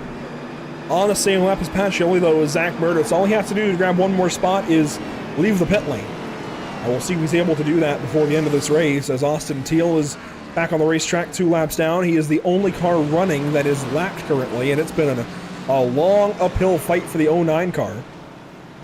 But Chris Wetz is still in this race. He's back there in 34th. Anthony Rotolo is still in it in 33rd. Doug DeNice is still in this thing in 32nd. I mean, so many drivers that are enduring long, long races of just being in the back, getting caught up in incident after incident, and they're still here. And a lot of them are starting to rise through the field in cases like Dylan Smith in 18th. Nate Stewart's back to 14th. Sean Peleg up to 11th. There's still so much hope for these drivers as the green flag flies. A very early restart and a spinner on the inside. They're stacking up big. And that's going to be a caution for sure, and a lot of guys involved in this. This is going to be the biggest one we've seen all night. Guys like Corey Hyman I saw involved. That, I think, was the official frustration yellow. That just seemed like a couple of cars making a couple of small mistakes, and everybody is just, man, I want to get this over with, and It all starts with the 70 car getting jacked up by the 17 of Peleg. Aaron Smith got just tapped, and everybody piles in from there.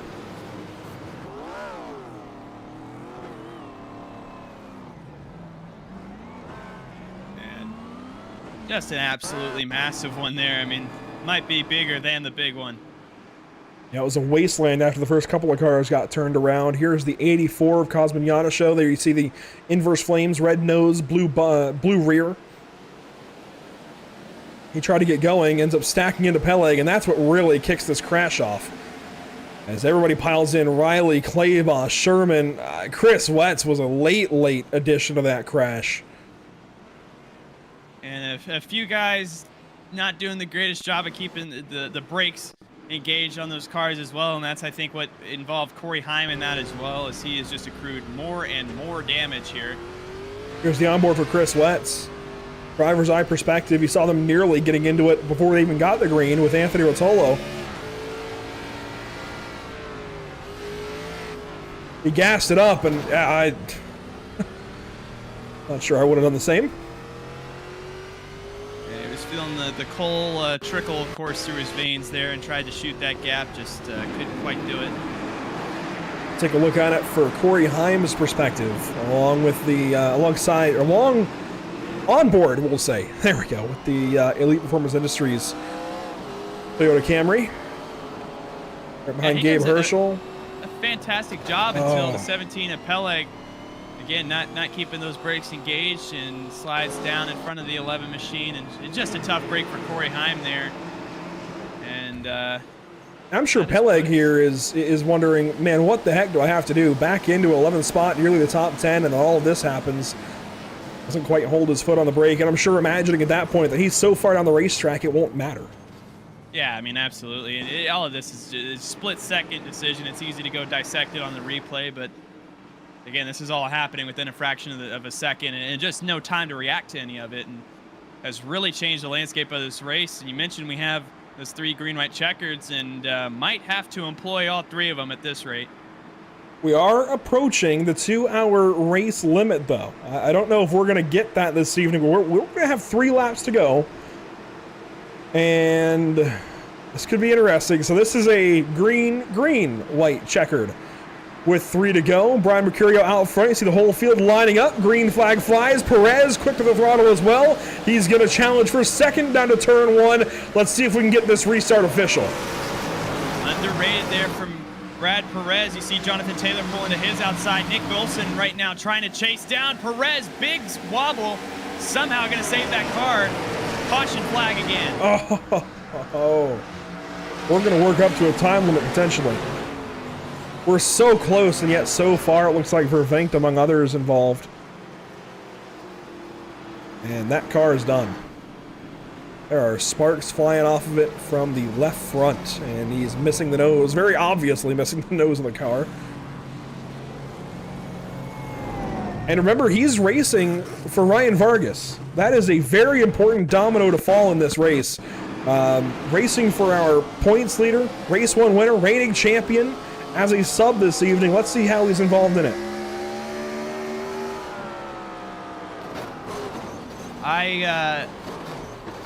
Hearing from race control that I think we have already reached this time limit of 1 hour and 50 minutes. That might have been our only chance to get a green flag finish.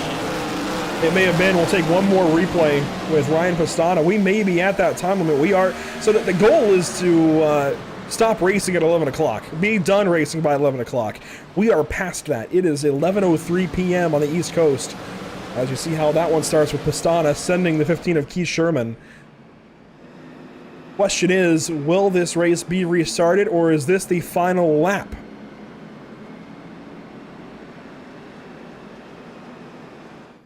We've had this situation before. Think back to Talladega last year, the playoffs. Last season, rather. Ryan Vargas nearly was credited with a race win. Ended up going back to Michael Frisch. That is the completion of regulation, the completion of 200 laps at IRP. And this could actually end up being a situation very similar to Talladega, where we end up going past our time limit, but also have 3 green-white checkers added onto the session that iRacing is trying to fulfill. Yeah, and a lot of changing conditions right now. We're trying to listen in right now to race control to see what the official ruling is. From what I've been able to piece together here, hearing that even if we do get a green flag in sim, to just pace and run it to the end due to the time final lap here. now on the ticker. This, I think, is it. I think that's checkered flag, but it's a very fluid situation. I think that's checkered here. And I think Brian Mercurio will be our race winner. The league has been here before. Again, Talladega last season, we thought it was an oddity. We thought it would only happen that one time, and it may have just happened again. For the time being, we're going to call Brian Mercurio our unofficial race winner until we hear different.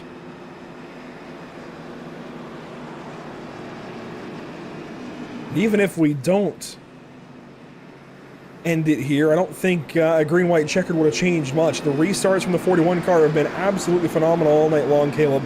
I think he was going to victory lane regardless after he got back to the front. Yeah, and we saw the complete domination from those control cars. And yeah, sounds like Mercurio will be named race winner.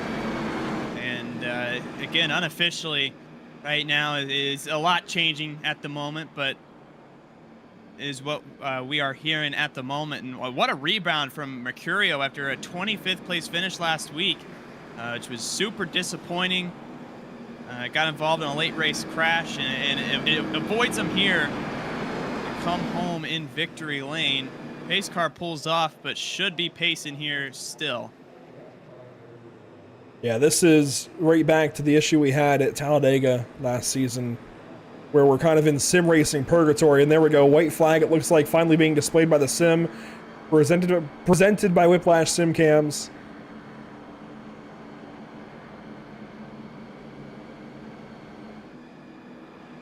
We're technically on lap 204 of 205, just waiting on the sim to catch up. I think there's admin controls being thrown at it trying to end the race, but iRacing is getting confused. And iRacing in this case is only a software, right?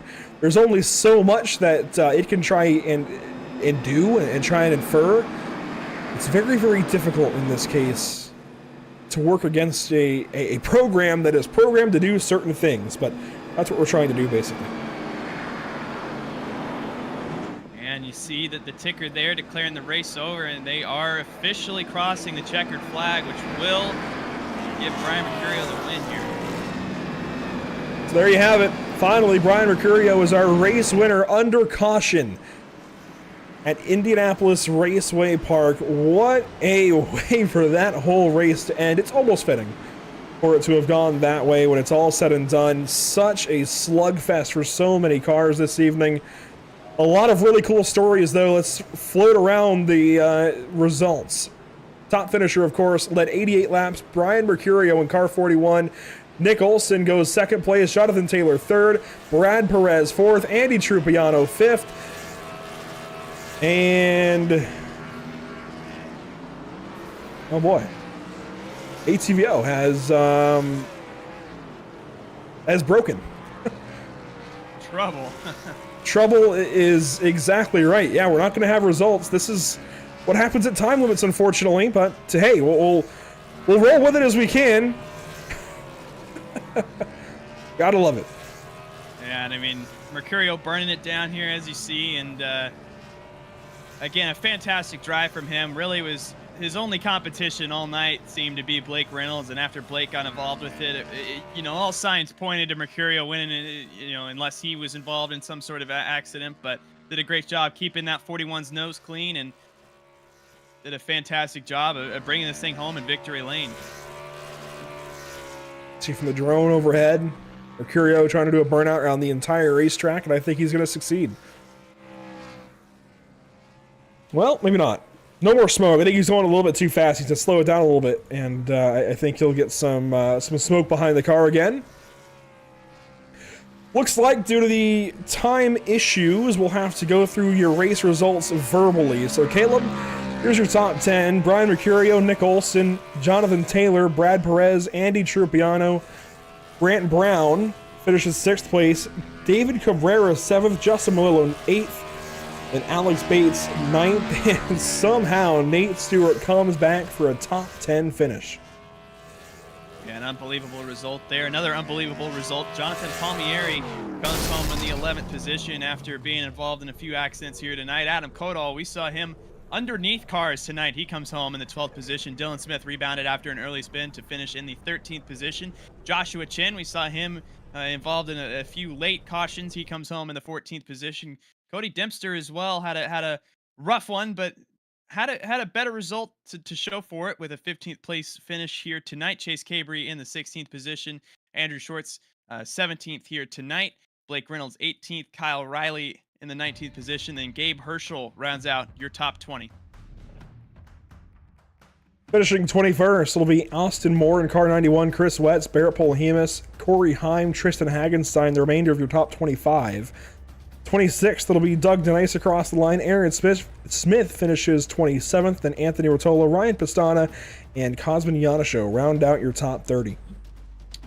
Yeah, 31st, Sean Peleg, a rough end of this race for that 17 machine. Austin Teal as well in 32nd. Keith Sherman, we saw barrel in turns number 3 and 4. Does a great job to only come home one lap down. Everybody else going to be a DNF in this event. 34th, Corey Vervinkt filling in for defending race winner, defending champion Ryan Vargas. Tyler Clayball had a rough go of it towards the end of this as well. He comes home 35th, 11 laps down. Timmy Pacioli as well, 13 laps down in that number 86 machine.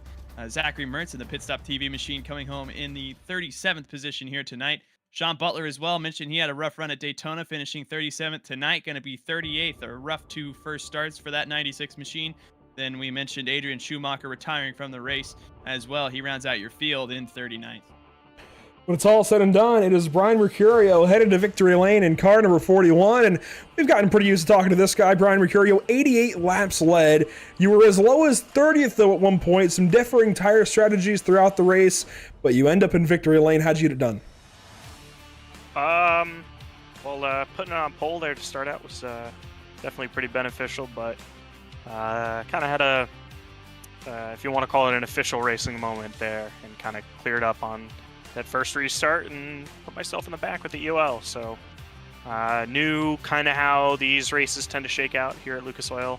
Kind of doing some Road to Pro prep not only helped kind of get me up to speed on driving the car here, but kind of how the races play out and how you can kind of flip the race on your head. And I actually almost had pretty similar scenario in my Road to Pro race. I qualified about 7th and got spun and was dead last on like lap 5, and pretty much knew what I needed to do to try to flip the race on its head. And once I pitted the stage there, fortunately I was able to use up all my tire sets. One to drive all the way back up before the end of the first stage, and then another one to kind of set myself up for the end of the race. So once I hit, I had a certain lap in mind and I knew I had to pit by then, and then I was just going to stay out and kind of hope for the best. And I saw Blake and a few other guys ahead of me, Justin, Cosmin, those guys, I knew they had to pit for fuel. And that number that I pit at, I knew if I just had to save a little bit, just kind of with how these races tend to go, you get some cautions, so I knew I'd be able to save on their caution. And eventually those guys had to pit. I shuffled out to the lead, and kind of worked out exactly like I hoped. So aside from the whole committing a lane change violation thing, yeah, I think it went about as good as I thought. Well, you ended up in victory lane, and at one point we mentioned that you were struggling a little bit on quarter entry. It seemed like you're maybe mashing the gas a little too hard. You can do that in some cars. You can't do that in this Gen 4 Cup car, though. Talk about the struggle to just get a handle on this car in particular. You have so much more power at the rear axle and so much less over the car and under the car to hold it down to the asphalt and drive those rear wheels into the ground. They can really light up on corner exit, especially at a flat track like your IRP. Yeah, coming off of doing a couple hundred laps for Road to Pro prep for last week's race, racing the truck during the daytime, even though there's a little less grip than here at night, it's definitely a change, regardless of, whether we were in the absolute, ideal track conditions and everything. These cars just have a ton of power, and you're pretty much never full throttle. Like even on the straightaways, doesn't really seem like there's too much of a point if you get the throttle all the way down to the floor. If you can kind of keep it at like 80-90% or something like that, and just kind of make sure you're really smooth with it, especially going into the corner. I think it's going to work out too. Just if you're full 100% trying to mash it off the corners, trying to get to 100%, you're just with how tight this track is, how much power these cars have, how little grip, it just doesn't really make sense. So it's a lot of throttle control. It's really fun because hopefully you guys caught some of the action there with me going against Blake, and I was racing Corey for a little bit too. So really, when you can get some great racing, some good side-by-side stuff, it's a lot of fun, and it really rewards whoever can kind of have the best throttle control and kind of keep your car together on such a tight track. You're really only able to use the top half of the track under racing conditions. Maybe on restarts, or if you have better tires, you can kind of send it down low, which is what I was doing a little bit. But ideally, you kind of want to stay in the top 2 grooves. So once we got going, honestly, it was a little fun. It's just I kind of knew, like I said, how this race was going to shake out towards the end. And once I pit for that final time, I don't want to say I dug my own grave, because clearly it worked out well for me, but I kind of knew that things would kind of just shuffle out the way that I wanted them to, and just track position just becomes so important. It's you're not going to get the long runs later in the race that you usually do early on, so the tire advantage really wouldn't kick in, and track position was king, and we held on to it. I'm glad you talked all about the different finesse bits of this race car. Absolutely, we saw some of that battling with you and Blake Reynolds and you and Corey Heim. A whole lot of fun, and definitely, usually, oftentimes, us NASCAR fans get excited at the sound of a driver's track. This season, we've got a driver's car. It doesn't matter the racetrack. It's going to be a lot of fun watching you and everybody else, Brian, this season as you try to go for a championship and redemption, certainly from Season 5, I'm sure on your mind. Congratulations once again. Hopefully, we're talking to you next week at Watkins Glen. Yeah, I know I'm at least going to be able to, or I'm at least missing one race at some point before the playoffs come through, so maybe I'll try to get somebody to fill in the 41 here, but if I can, I don't know if I was necessarily intending to contend for a championship. I was just here because I knew running these Gen 4 cars was going to be a really fun combo, so if I can get wins, that's cool, and I don't know, maybe we'll change focus and start running for a championship, but regardless, appreciate you guys putting on the broadcast. John, Eric, Tristan, all the admins at UFL who put this on every week.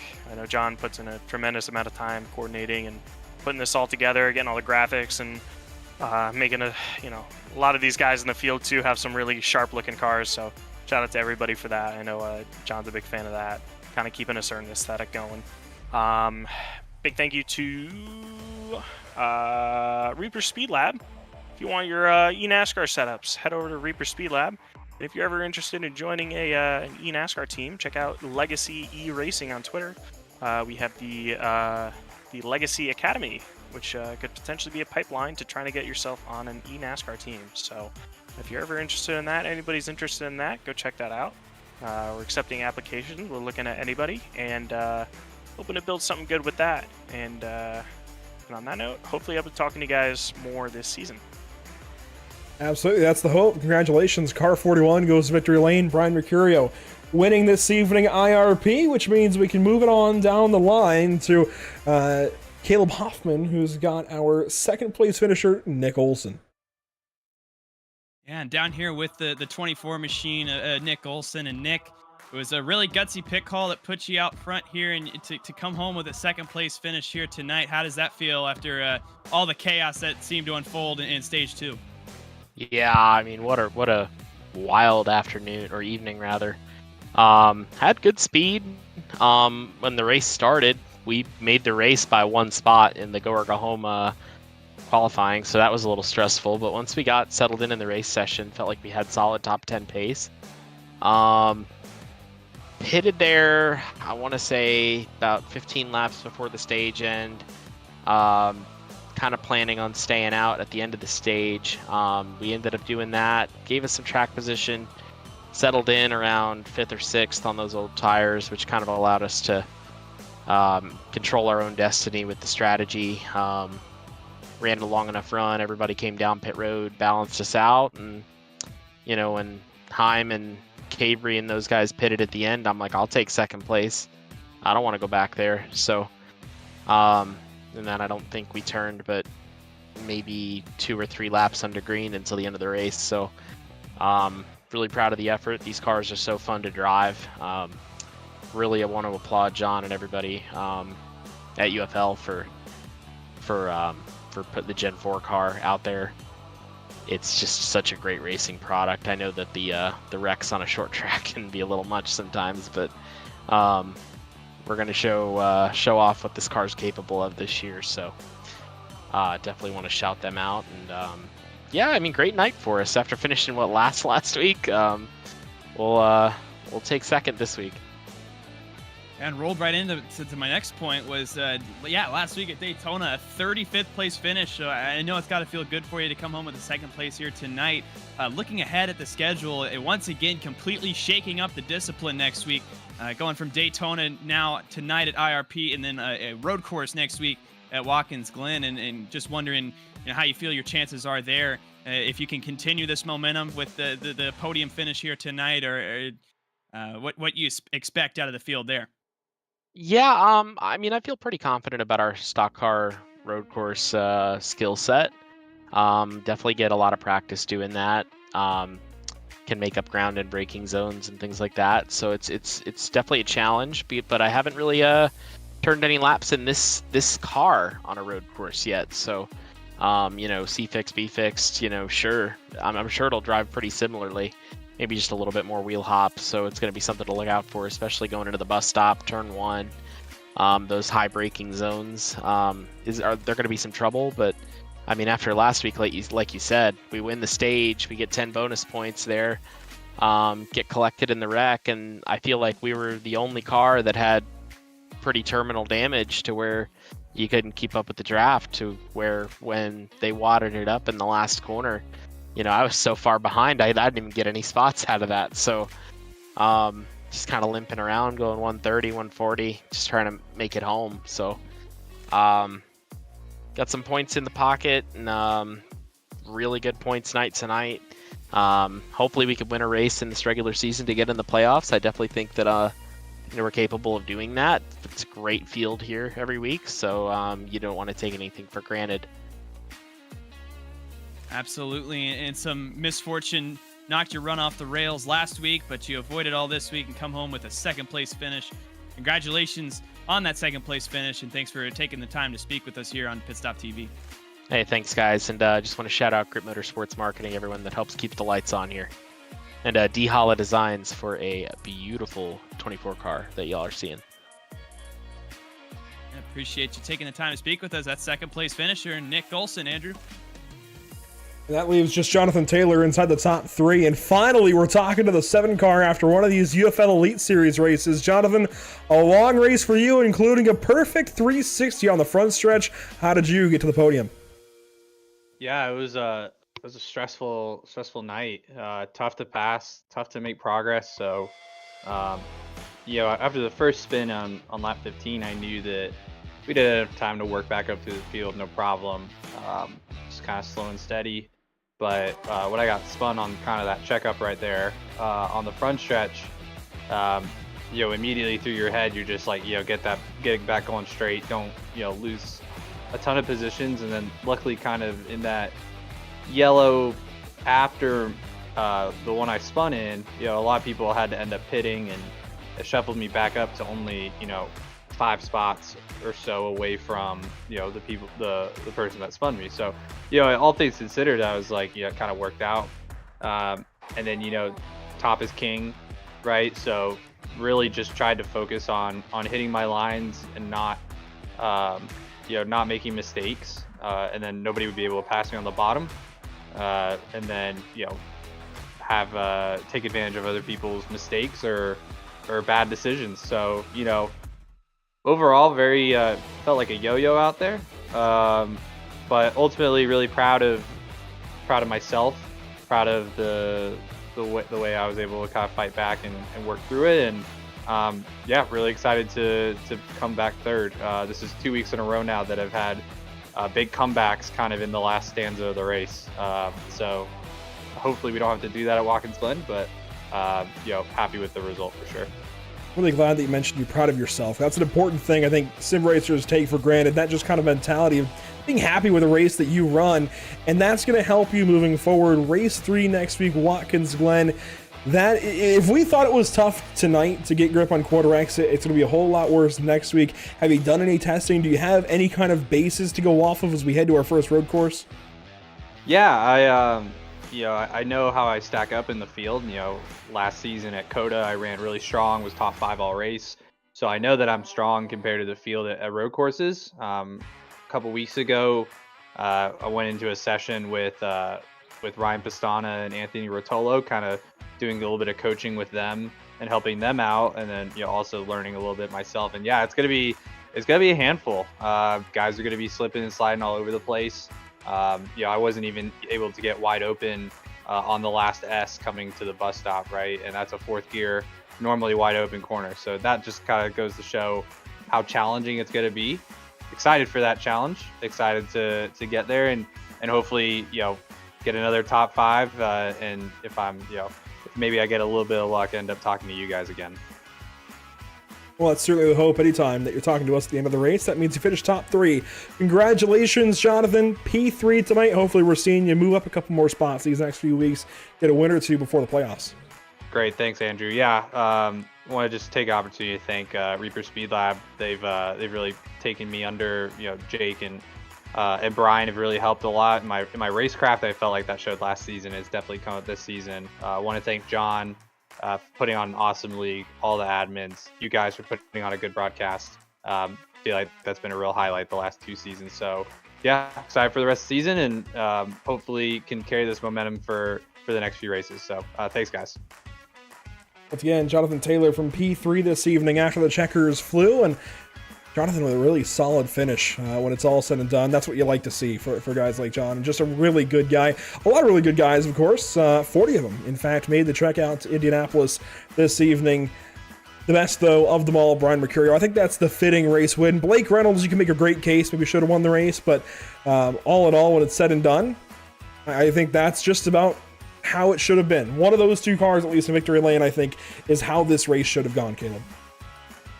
Yeah, absolutely. I mean, it was just a dominating drive out of Blake Reynolds early on, Brian Mercurio as well, and both of them did a fantastic job, and just a little different pit strategy really derailed Blake Reynolds' run, and Brian Mercurio was able to capitalize on all that chaos that unfolded in stage number 2 there. And now we look ahead to the rest of the season. Of course, Watkins Glen next week. The first road course of 2 on the schedule. Only 2, but hey, we're up for 1, up from just the one we had last season at COTA. So doubling our road course, I guess, if you will. And we have them in pretty quick succession. Round 3, then round 7. We'll be turning left and right quite a bit. And you throw in Pocono. A lot of people say, of course, with the shifting, it can be like a road course in a way, even though it's an oval. Really not too many road course characteristics beyond the shifting, but then we'll see Chicagoland, Bristol, a really interesting set of races all the way to the playoff cutoff. And then I feel like the playoffs are the most normal set of races you could possibly ask for from this series. But to get there, man, you've got to go up and down all around. Watkins Glen, Pocono, Chicago, Bristol, Brazil, Michigan. How about that? Yeah, and I mean, it's going to be a grueling list of tracks to take us to the playoffs. And I mean, like you said, you mentioned the tracks that are in there. I mean, some of those are just going to be absolutely chaotic. And looking at tracks like Bristol, which is a bull ring in of itself, Michigan, where you get speeds in these Gen 4 cars of almost 206, 207, somewhere in there. And then even the playoffs in itself, Richmond, Charlotte, Phoenix, Miami. The UFL Elite Series is going to crown a very deserving champion here. Just, again, the combo of all this power with these difficult to drive tracks is going to put us through the ringer. And 40 cars doing it every week. It's going to be a lot of fun to watch. Well, congratulations once again to Brian Mercurio. Definitely going to be a lot to talk about when we unload at Watkins Glen next week. Take a look here at our upcoming broadcast on Pit Stop TV. We are headed to Watkins Glen a little bit earlier than next Wednesday. We're going there Friday for the Barber Ford Mustang Club. on August 11th at 8:30 Eastern. Make sure to tune in for that one. Then Sunday evening, we head out to Canadian Tire Motorsport Park for round number 6 of the Noble Can-Am Series at 8:15 Eastern. Before Monday evening, we come right back around to a new week of racing, beginning with EPI Short Track Mondays, one of our partners here of the UFL Elite Series, bringing you that one. August 14th, we go to Thompson Speedway Motorsports Park up there in Connecticut. Should be a whole lot of fun at a really odd racetrack. Thompson is just a special place to go racing. With late model stock cars, it should be fun. And, you know, for those of you that are maybe new to the Noble Can-Am series from the UFL Elite series, you really should tune in on Sunday evening, rather. Super late models, late model stock cars, multi-class racing. That is such a special combination. All of these broadcasts are great, but I think that's a really interesting car combo. Then Tuesday, we go to the D-Line Racing League with New Smyrna on tap before we come back around the UFL Elite Series at Watkins Glen. Thanks for tuning in this evening. It has been a pleasure. As always, we're going to wrap things up here from IRP finally. It's been a long night of racing, including, what's the number? 18 cautions for 91 laps when it's all said and done. Congrats once again to Brian Mercurio. We will see you all next time. And a shout out as well to the guy joining me on the mic all night long, Caleb Hoffman from FTF, and I'm sure a couple of other broadcast channels as well. Thanks so much, Caleb, for being here, filling in last week at Daytona, joining me here at IRP. It certainly has been a pleasure. Hopefully we can get you in for more of these because it has been a lot of fun. But a big thank you to InAudio, ATVO, Whiplash Media, StimCams, OBS, and iRacing.com. That will do it for us, and we will see you all next time out at Watkins Glen. Until then, good night.